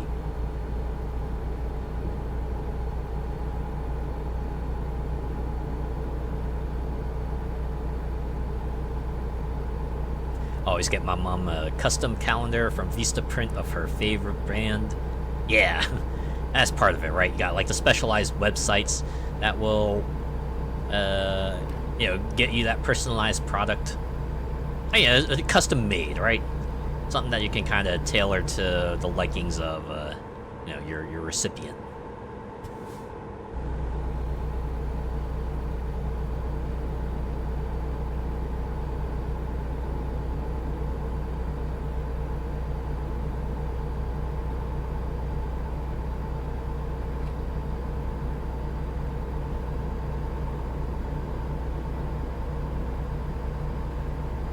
Imagine before, right? Either you print it out at home, obviously. Oh, jeez, I think. Okay. Whew, thank goodness for GPS, am I right? I'm gonna have to do a little roundabout if I want to get myself to the right spot. This truck pass. But they got me an alternate route, like, almost right away.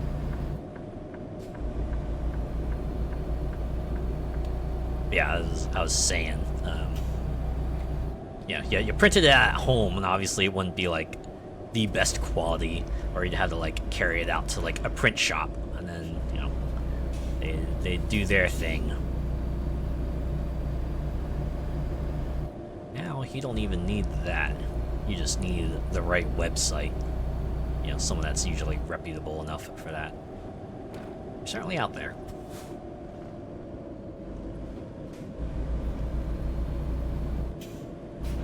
Like when my fiance got me a mouse mat with my profile pic printed on it. Heck yeah, that's what I'm talking about. Things like that, right?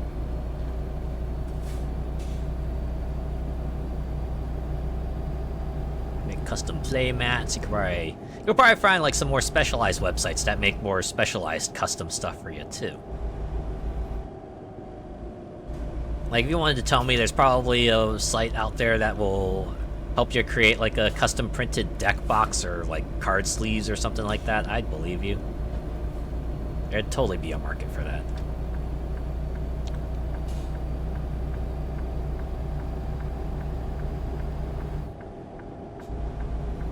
Alright, we still got 91 miles. I seem to have been just inadvertently taking all the extra long jobs. Also, I promise you, alright? Give it enough time and we'll be able to expand our reach, right? We won't have to keep taking jobs around California and Nevada. If I can get offices situated in other locations, maybe we might actually visit some other states. Which would be nice, because I bought, like, some of the other states' DLC as well, so... it would be a bit of a waste if we didn't get to see them. Not to mention, you know, since they... obviously, SCS software honed their skills over time. Imagine as you go eastward, the quality of the states probably goes up.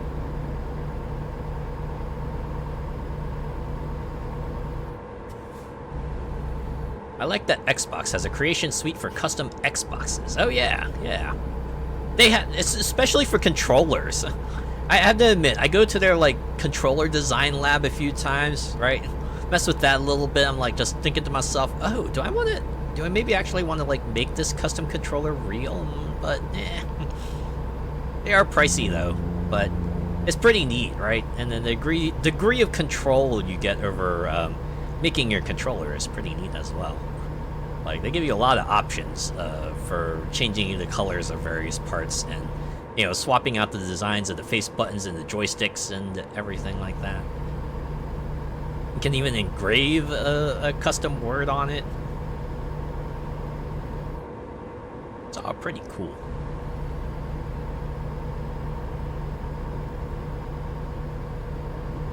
I have to imagine, like, once the Steam box, right? That new Steam box they showed a little while ago. That's just basically a cube. I have to imagine like the vinyl makers are gonna have a field day with that, right? Just a straight up cube that lends itself to so many possibilities for just like custom console vinyls. People are gonna go nuts with that. You can see me with an Azure vinyl figure one day. Oh, that would be the dream, wouldn't it? A whole figurine of me. Obviously, it would be my base outfit.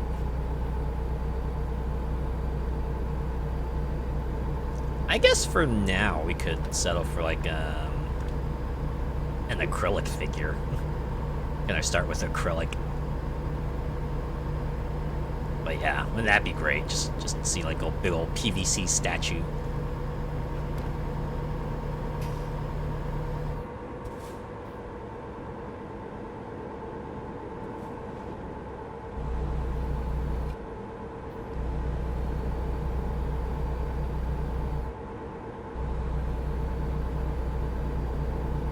Okay, I think I'm turning off here. Oh yeah, we're down to 20 miles, so this is gonna be the exit. Yeah, protects my desk. Keep it clear of dust and invaders.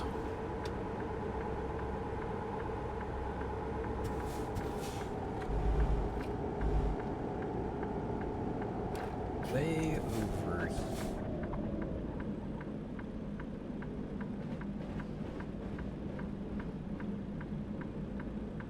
And now we wait.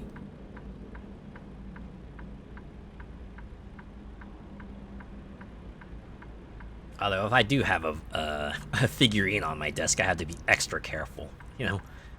Gotta make sure I don't bump that desk as often, because, you know, last thing I want is that figure to fall to the floor. Oh, that would be a disaster right there. I remember seeing a tweet a while ago. I think it was like someone else. Their cat knocked a figure off a shelf. Yeah, you can imagine how that went. Yep.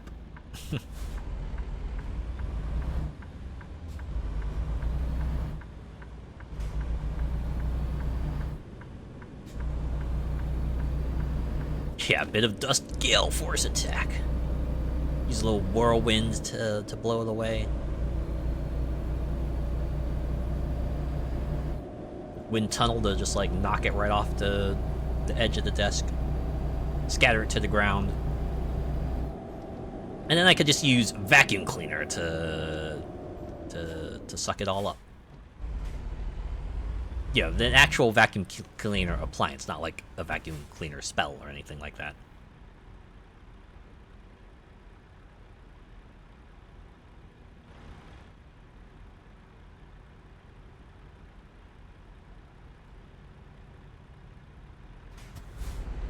Perfect for cleaning keyboards. Now that one requires like a precision wind spell, you know, a little bit of like a slight air blast. You don't want too much force on that, you know. You just want to clean it out.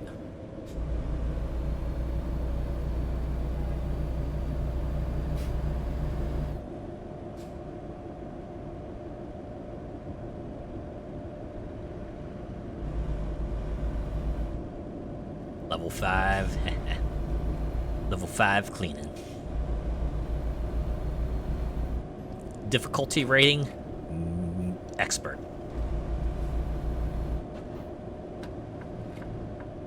Around the same difficulty as trying to find a physical Steam card in my area. Although, apparently that's like a variable difficulty level.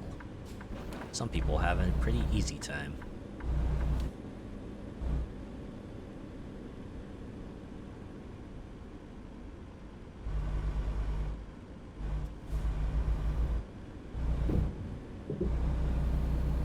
I think I delivered something here before. I remember specifically those spots. Or maybe this is just like the same dock design that it kind of put in that location. I want to say SCS was just like getting better about like having unique structural designs for places.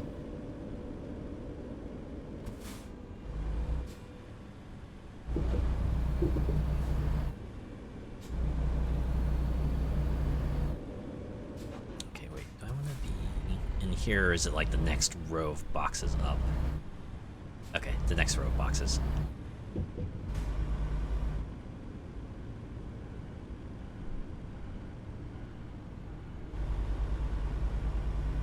Man. Can't imagine what it must be like to work out in a dock like this, having to handle all these metal containers. You gotta be really on top of your game if you want to work here, I imagine. Okay, where do you want to take this? Alright, I think I can do that. Some of those depots are a nightmare to deliver to, I can imagine.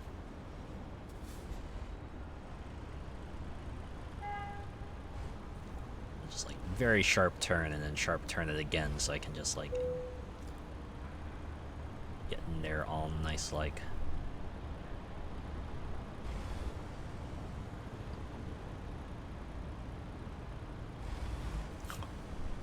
Massive clunk when they put a container on my trailer. Oh man. That's where it gets real tricky. Gotta make sure you're not like gonna break very, very expensive equipment when you do something like that.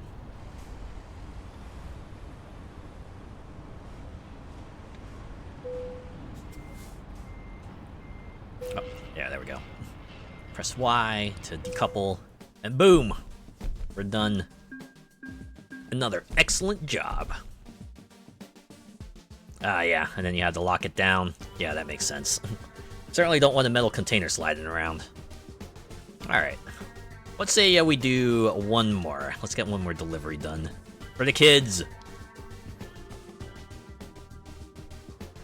Let's see what we can find here. Oh, here we go. Holly wreaths. Let's get that. Let's get that out there. Gonna deliver it to Southern California. Pretty close to Los Angeles, actually, so.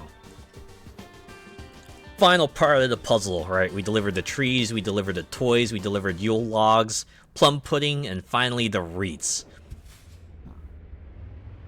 So that right there is a complete holiday experience, right?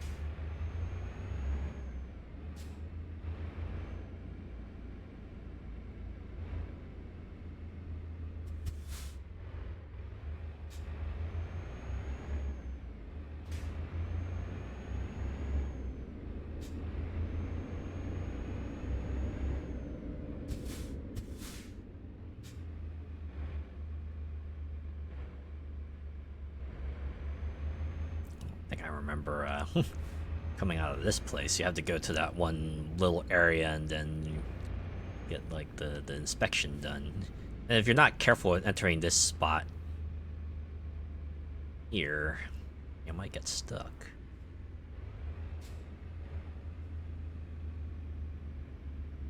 Yule logs as in a chocolate dessert? You know what? Now I think about it, you're right. That's probably that kind of Yule log, not the one I was thinking of. Not like a thing you throw in the fireplace. You could probably throw a Yule log dessert in a fireplace, but why would you do that?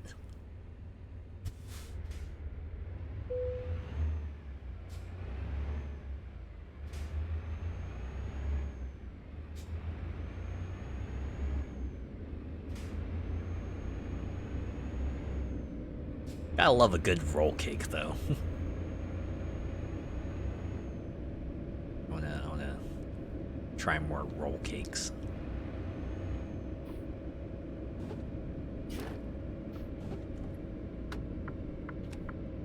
Right, turn my lights on. It's getting dark. People probably need to know if there's a large vehicle close to them. Will I be baking some tasty treats? Probably not this year.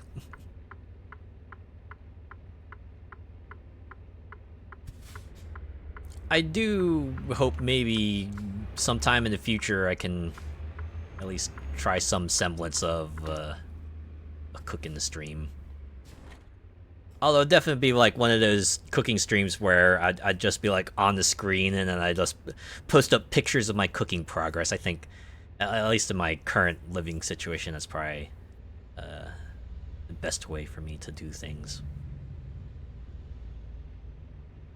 It would be nice, though. It would be nice to have like a few more recipes under my belt that I'd be able to do, right? With like, savory goods and sweet goods as well. Yeah, it'd be pretty nice. As good as baked mac and cheese and pasta salad and chicken soup are, if I could like make more types of food, that would be pretty great, you know?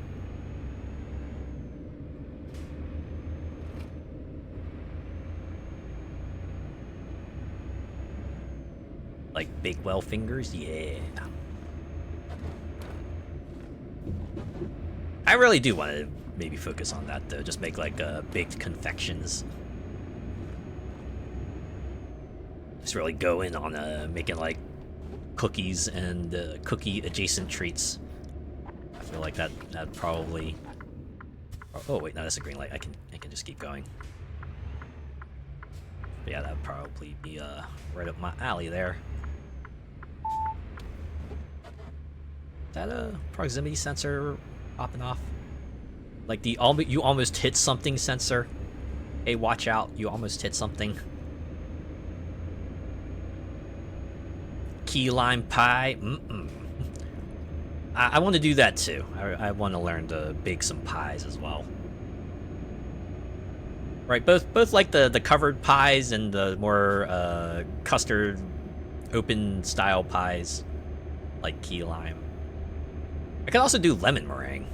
I like a lemon meringue pie. My top favorite will probably always be pumpkin pie, but I could consume a lot of kinds of pie. In fact, I have like a pie in my freezer actually. Maybe I'll bake that and then just have that this week.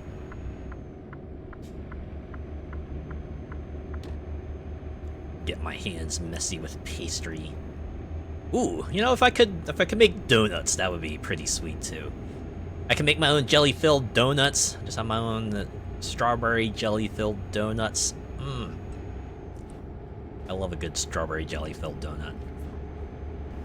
Although a custard-filled donut is like pretty good too. Right? Give me something like Boston cream or something like that. Cornflake cakes are always a winner. Any sort of cereal-covered treat.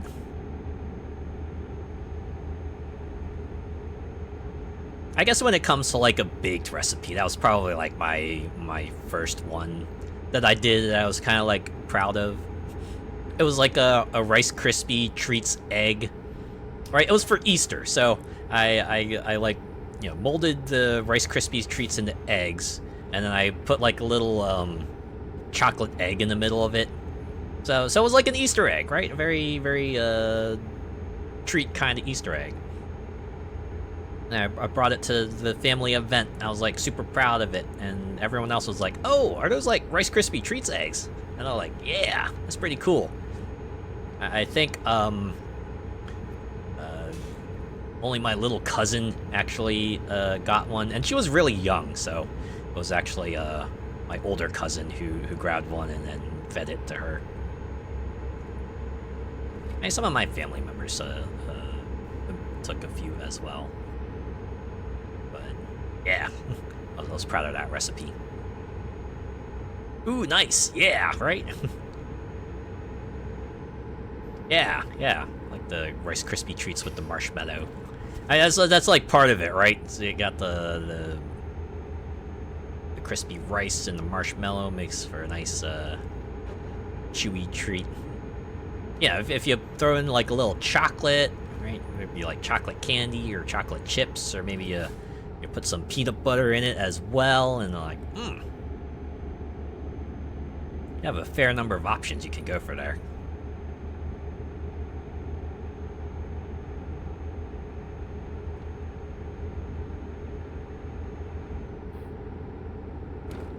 Well, there's another kind of baked treat I know was like a good classroom recipe was like the cornflakes ball, right?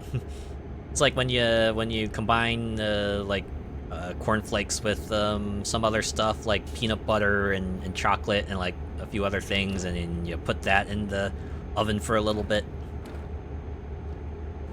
That was some good stuff too.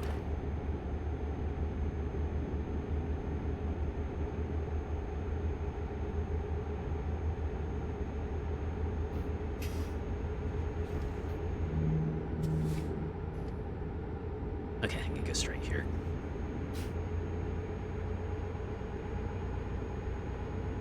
And you know what's really fun?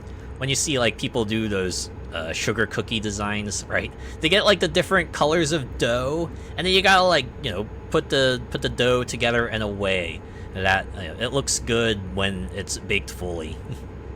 It's always funny when you see someone attempt that, right? They create something with dough that looks good in dough form, but then you bake it, and then it's like, well, they tried at least, right? They tried.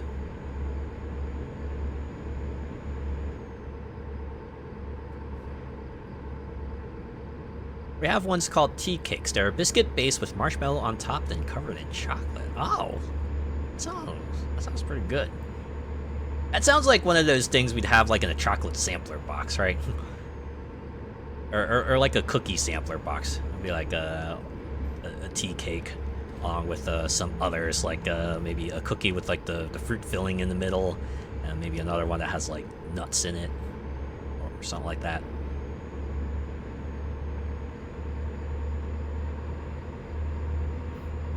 Sort of related question. How many of you got those cookie tins, right? The ones that are like blue, and they have like the little waffle cups filled with like several kinds of cookies, you know? You had like the circular cookies, and you had like the square cookies, and then you had like the little swirly cookies, and you had like the cookies with the holes in the middle, right? That kind of cookie tin. The ones where once all the cookies were eaten, your parents would then take it and then use it to store other stuff. Like sewing supplies, perhaps. I saw some people jokingly refer to it as the sewing supplies case. Because hey, that's what they're usually used for afterwards. At least that's how my mom used them.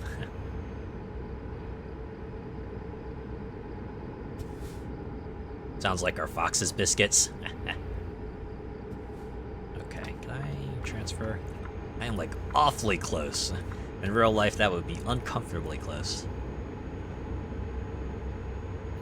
And yes, those tins are so handy, aren't they? Though, like even as someone who doesn't, use them for sewing supplies, they're useful for other stuff. I've put like miscellaneous Lego bricks in them, among other things. I also use them to store like trading cards and other bits and bobs.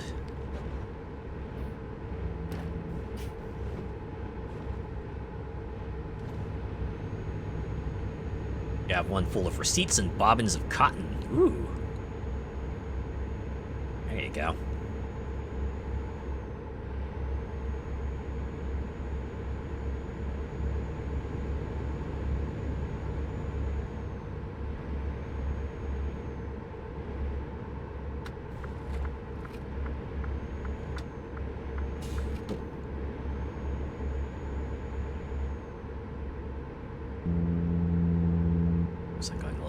Again. You put your cupcakes in. Makes for a pretty good cupcake holder too.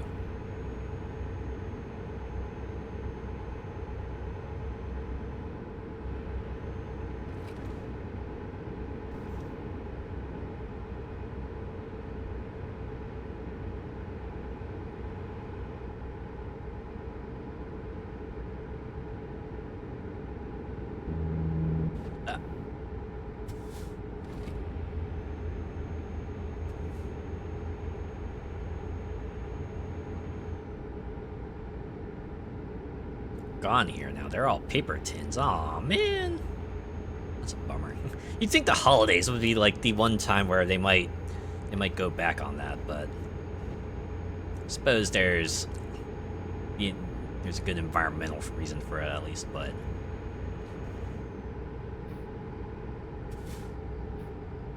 I don't know. I kind of miss having my extra storage containers.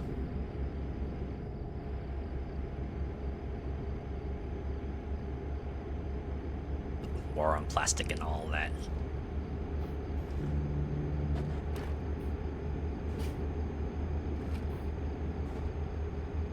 I remember those commercials that were all about like plastics are the future, and now these days we're talking about like microplastics and stuff. See, it's a good thing I was going slow when that police car passed me, because they probably would have dinged me with a speeding ticket if I were going any faster.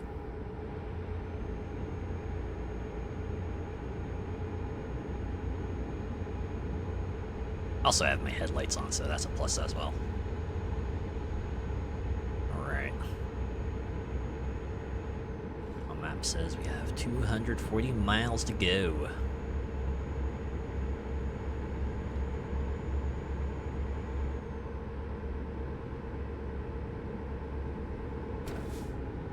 Alright, there's a car coming up, so I can't go.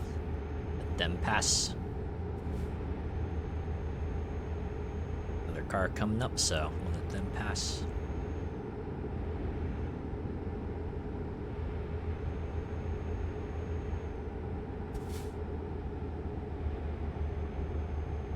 This is a kind of on-the-fly decision making that I only want to contend with like every now and then,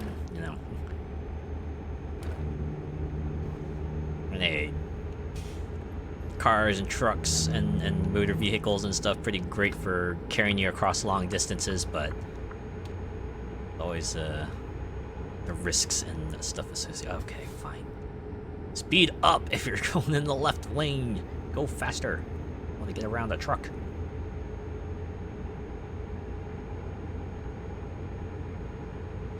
Plastics recycling bin gets full so fast.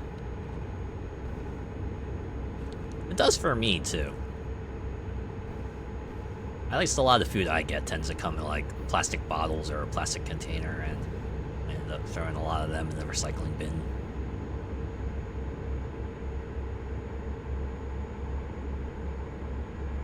A lot of cans as well. And cardboard, for that matter. I just usually put them all in there. Tons of water bottles, that makes sense.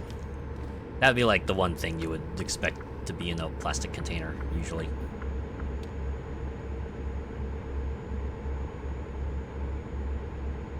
I think I've started seeing some places do like paper bottles. Like I've started seeing them offer drinks in like paper bottles. That always seemed fascinating to me. I imagine the inside has to be lined with something special so that the stuff doesn't just like soak through the paper and become a mess. You also have to be like a lot more careful because I imagine those things are still delicate, a lot more delicate, regardless.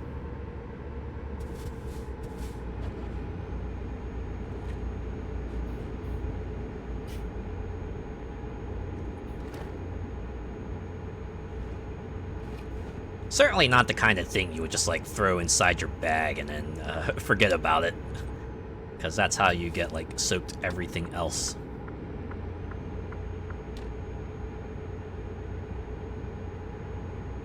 Oh, okay. They're turning off. Alright. Makes me think of that whole cardboard boat race that schools do. Oh. I didn't realize that was a thing. But I guess if they do like soapbox car derbies, yeah, sure. Cardboard boat races, that probably makes sense. I imagine that probably happens a lot more in, say, like coastal regions or lakeside areas, right? Anywhere with a large body of water that people can go to. Gotta be quite the challenge, though. Making a boat and then waterproofing it certainly would be a great way to kind of teach kids about like structural integrity and stuff like that. You know, figuring out like buoyancy and the shape of the boat, and you know, making it water dynamic and things like that. Duct tape. Hey, you know, that makes sense. Oh. That was a little close. Oh, that's a police car. Oh, I'm going speed limit. It's okay. Don't worry about it. Yep, just keep on going. Pretend like nothing happened. And it has to hold 5 of you. Oh man, yeah. Those are for like the real number crunchers, right? The ones who really know their science and stuff.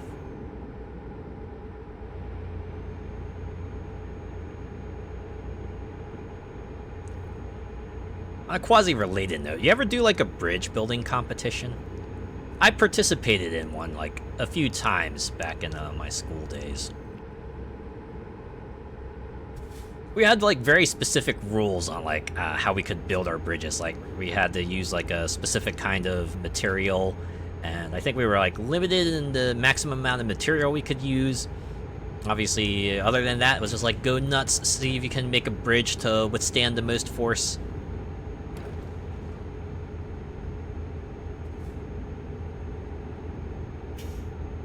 Pretty neat how they tested it too. They would like hook the bridge up to like this kind of pull mechanism, and then they would like, you know, increase the force on the bridge until it finally snapped, and then record the final measurement there. Yes, at a team building day.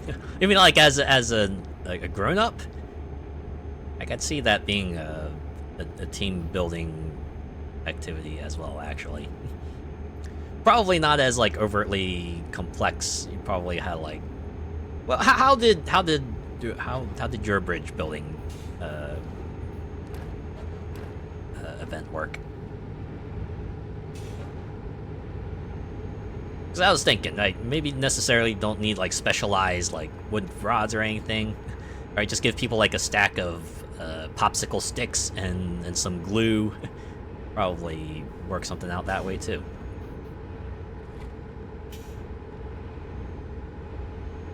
Although that does remind me of this other group activity I did way back in school, where was it the teachers would just give us like a whole bunch of random supplies, right? It would be like, you know, pencils, clay, milk jug, kind of like cut in half, and some other things, and our goal was to like, I don't know, create like some sort of mechanism to get a whole bunch of corn kernels into the milk jug as in a certain amount of time, right?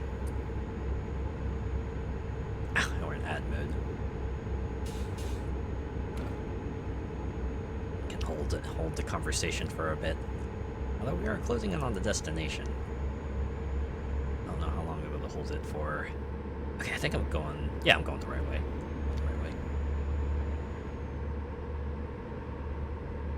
Okay, still wanna stick with this road, I think. Yes, I do. Probably want to slow down as well.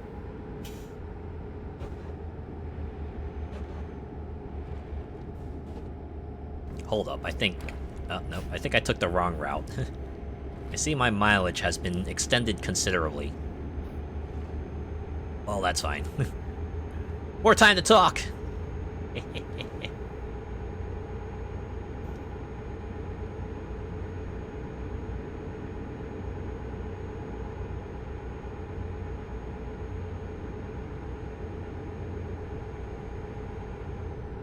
La string, kitchen rolls, etc. They gave us A4 paper too. Ah, paper. To decorate, so you can like make yourself a fancy decorated bridge. Also had to withstand 10 kilograms. So it wasn't like, oh, nuts. Oh, that was like $1,100. Well, it's fine. I'm getting like several thousand out of this, so. You know, operating costs, right?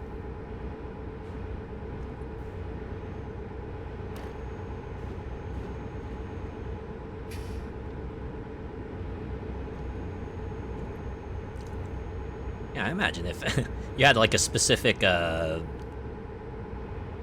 weight target there, then imagine that probably takes things in a different direction.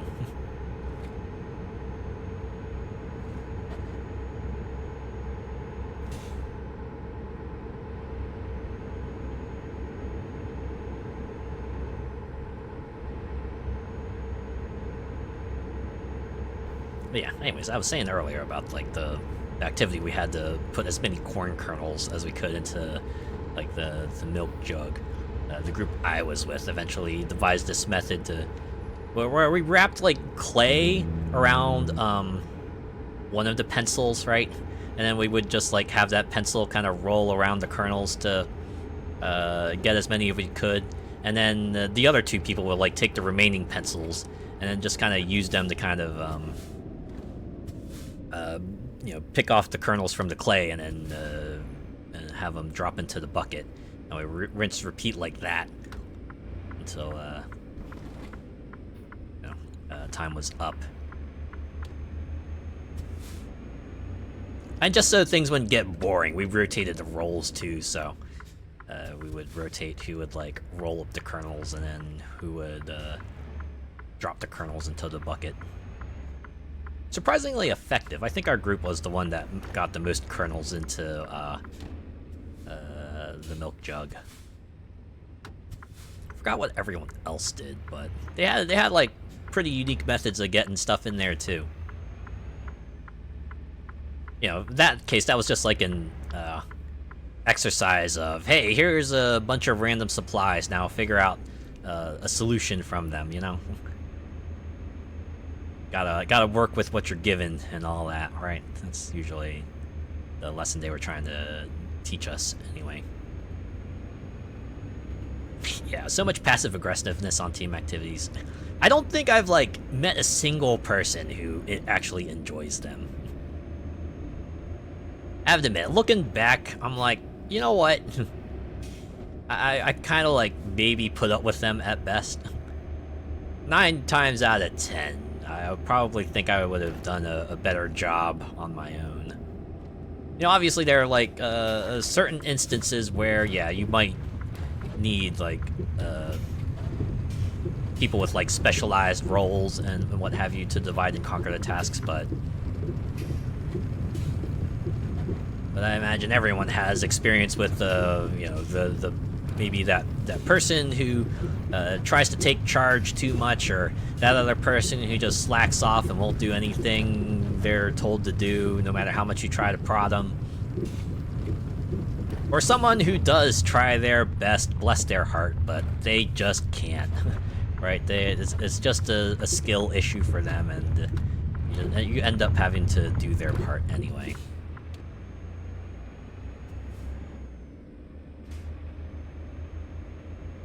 Certainly a lot of ways for a project to go south, where maybe if you had like full control over every aspect of it, things probably would have gone better. Which is why when it's nice when you get like those certain projects where you also have like the team evaluation at the end. So if you do have like anything you want to maybe relay to the teacher for any reason or another, you can do so then, and then they'll adjust the grade accordingly. You know. So you actually have to be a team player, right? You can't just get carried all the way to the finish line.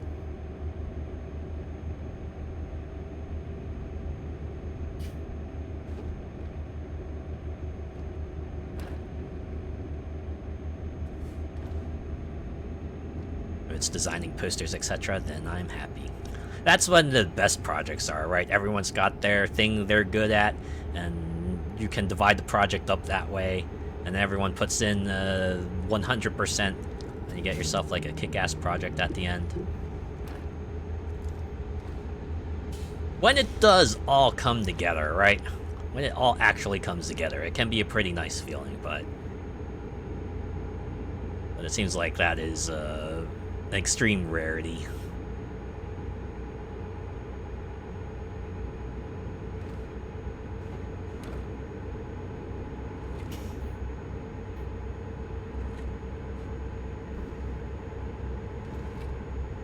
The joys of giving the presentation. I guess that's the other part of it. You have to divide up the presentation amongst everyone there.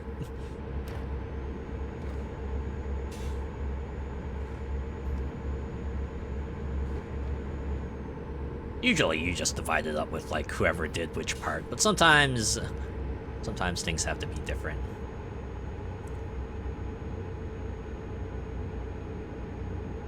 I remember this one time, it was like, I was in forensics class, and this was like one of the end of the year activities where we had to go to a crime scene, right? A crime scene in quotation marks, because obviously it was set up. And sort of, do everything we learned, right? We make our observations, look at the clues and the evidence, and then write a report at the end. The thing was, like, I think, oh, that could have been bad. Okay, so anyway, the thing was, like, everyone else's reports was, like, written in more of, like, a story style, right? They were just, like, a story, something that you might see on the internet, right? Everyone was just kind of, like, narrating through the events like you might be reading, I don't know, like a Sherlock Holmes novel or something like that. But I guess I wrote it in sort of like the style of a report, so I didn't even use the names that there were. I just used like suspect and victim, right? Things like that, and just like kept it very technical and everything. So the person I was working with read out the report, right? And I guess they were kind of like, oh, wait, this was not like the style of thing I was expecting to read.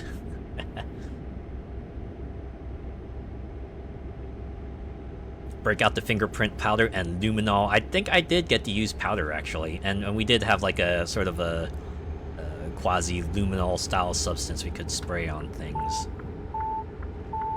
Okay, I need to be in here, so just gonna allow me to get over here. My bad. That's what I get for not paying attention again. Okay. Need to turn left here.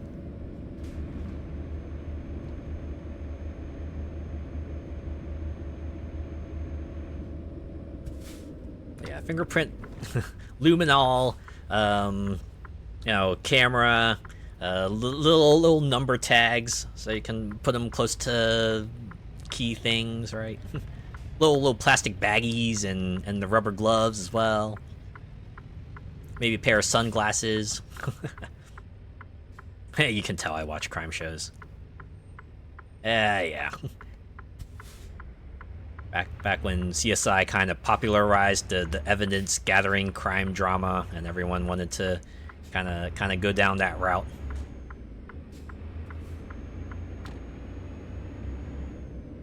It's like to the point where even shows like Law and Order would put a bit more focus on like the forensics part of it, right? Even though that's like more of a legal crime drama than anything, right? We got a little bit more focus on the forensics part of it. Oh, you know what I read recently that was like really wild to me? Apparently they actually revived the original Law and Order series. Yeah, after that show ended like over a decade ago, I want to say they brought it back on air. It's like, what? After Special Victims Unit was like the sole survivor for the longest time. Although I heard that even that one got a spin-off now. like now there's a spin-off focused on like one of the original guys that left the series a while ago. And he just gets to be himself again. They just like made a whole series where it's just like him being him, and now he's justified in being him. So, yay. You're a happy Foxy, yeah. You ever see a legit crime scene? No, I haven't, actually. Well, I guess the closest I've gotten were like seeing accidents on the road. You know, sometimes it's just like a couple cars that got banged up, and then other times it's like, oh no, actually there's like a bunch of emergency vehicles everywhere. No, this one's actually pretty serious.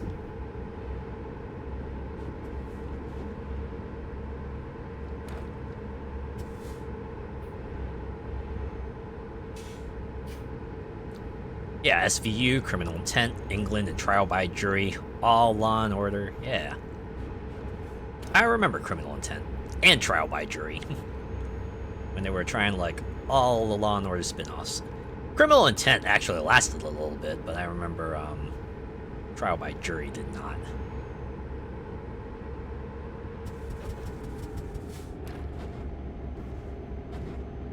Honestly, kind of reminds me of the Chicago block. I know they're trying to make like a whole intercontinuity of Chicago shows, where you have like Chicago Fire, which is for the fire department, then you have like Chicago PD, which is the police department, and then you have like Chicago Med, which is with the Chicago Hospital, and I think they had like Chicago Legal as well, that was with a law firm, but that didn't last very long. So really, you just have like the trifecta of public services set in Chicago.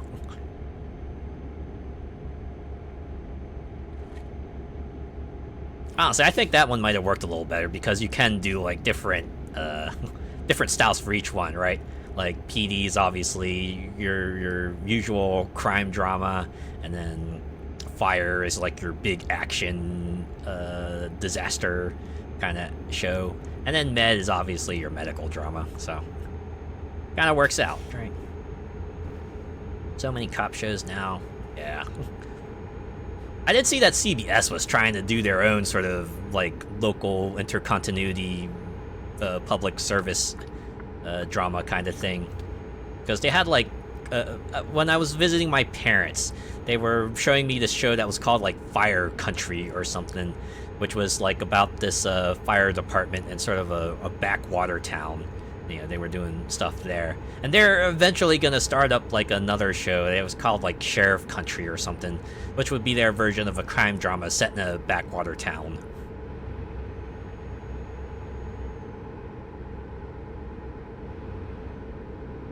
I think I want to be over here, right?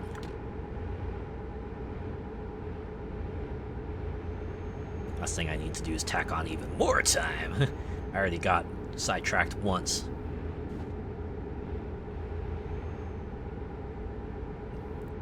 One we have here is 24 hours in police custody. They showed interrogations and all that. Oh my. like actually? Like that's a reality thing? I I feel like that might actually be a bit much, to be honest. That's just me, though. Oh, legit? Oh, boy.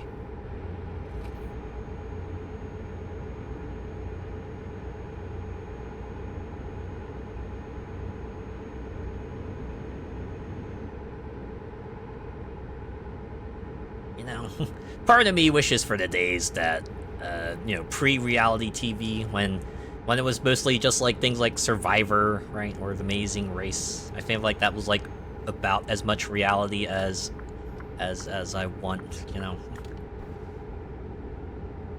I mean, like, I know why people go for that, right? Easier to produce, operating costs are probably not as much, but I like me a good scripted show sometimes, you know. Give me stuff like The Good Places and the oh nuts! What was that one series called? The one parody of police dramas that had Andy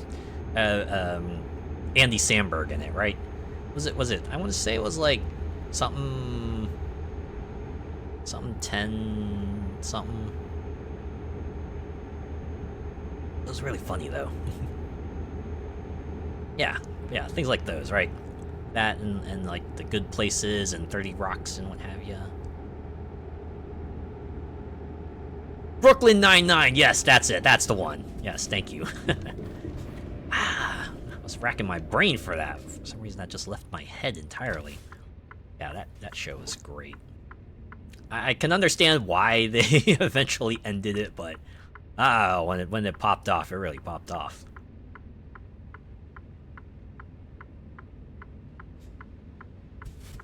24 hours in A&E set an emergency at the hospital. Oh man.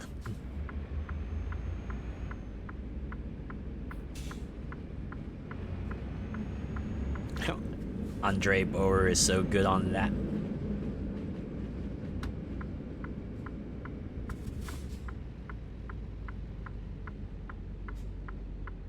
I need to see if there's like a box set. If they have like a box set of Brooklyn Nine-Nine, I can just like, or actually, do they even do box sets these days? Is Blu-ray still a thing, or is it like all streaming services now?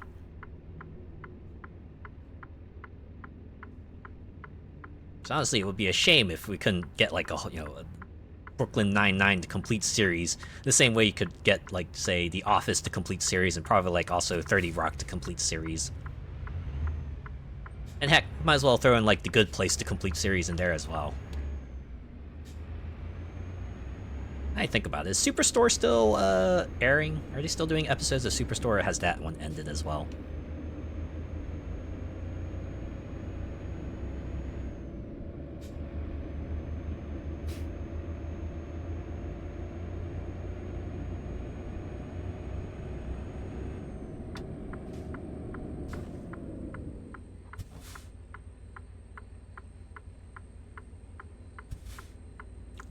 Ah, yeah. You can tell we're at the airport, right? You just hear that high-pitched whine of the turbines.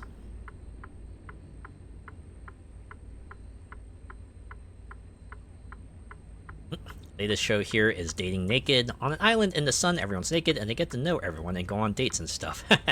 So you really have to go by on your personality, huh? Can't really get by on outfits or anything. Oh, that reminds me of that one other show. I think it was like Naked and Afraid. Although you're not really dating there, you're more like just trying to survive in the wild, in the altogether. Slightly different circumstances.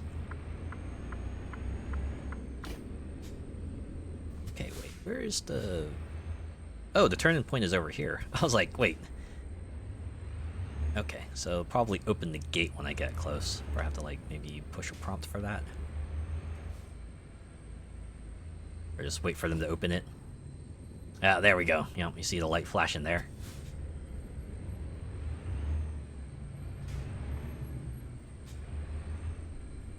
Dating naked is not censored. Huh. So it's like a late night program then, I imagine. Where do we want to take this? Nah, let's just let's just finish this job. I'm gonna get a buttload of experience anyway. Have 15 points to drop in the bucket. It's really there for like your personal satisfaction, you know. Also, maybe not to penalize you too overtly if you choose to not go through with it.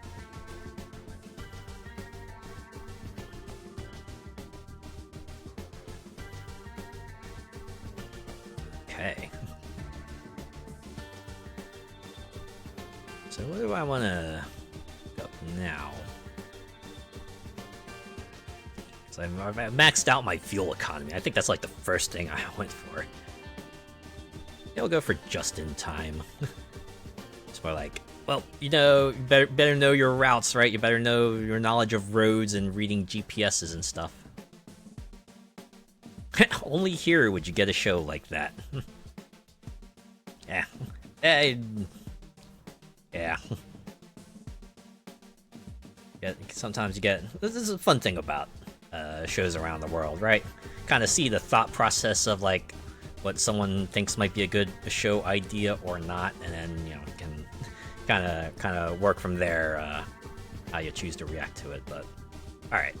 That has been several deliveries, right? We made several deliveries. Hopefully we've helped ease Santa's burdens a little bit so that he can concentrate on the other parts of getting toys and cheers to the kids.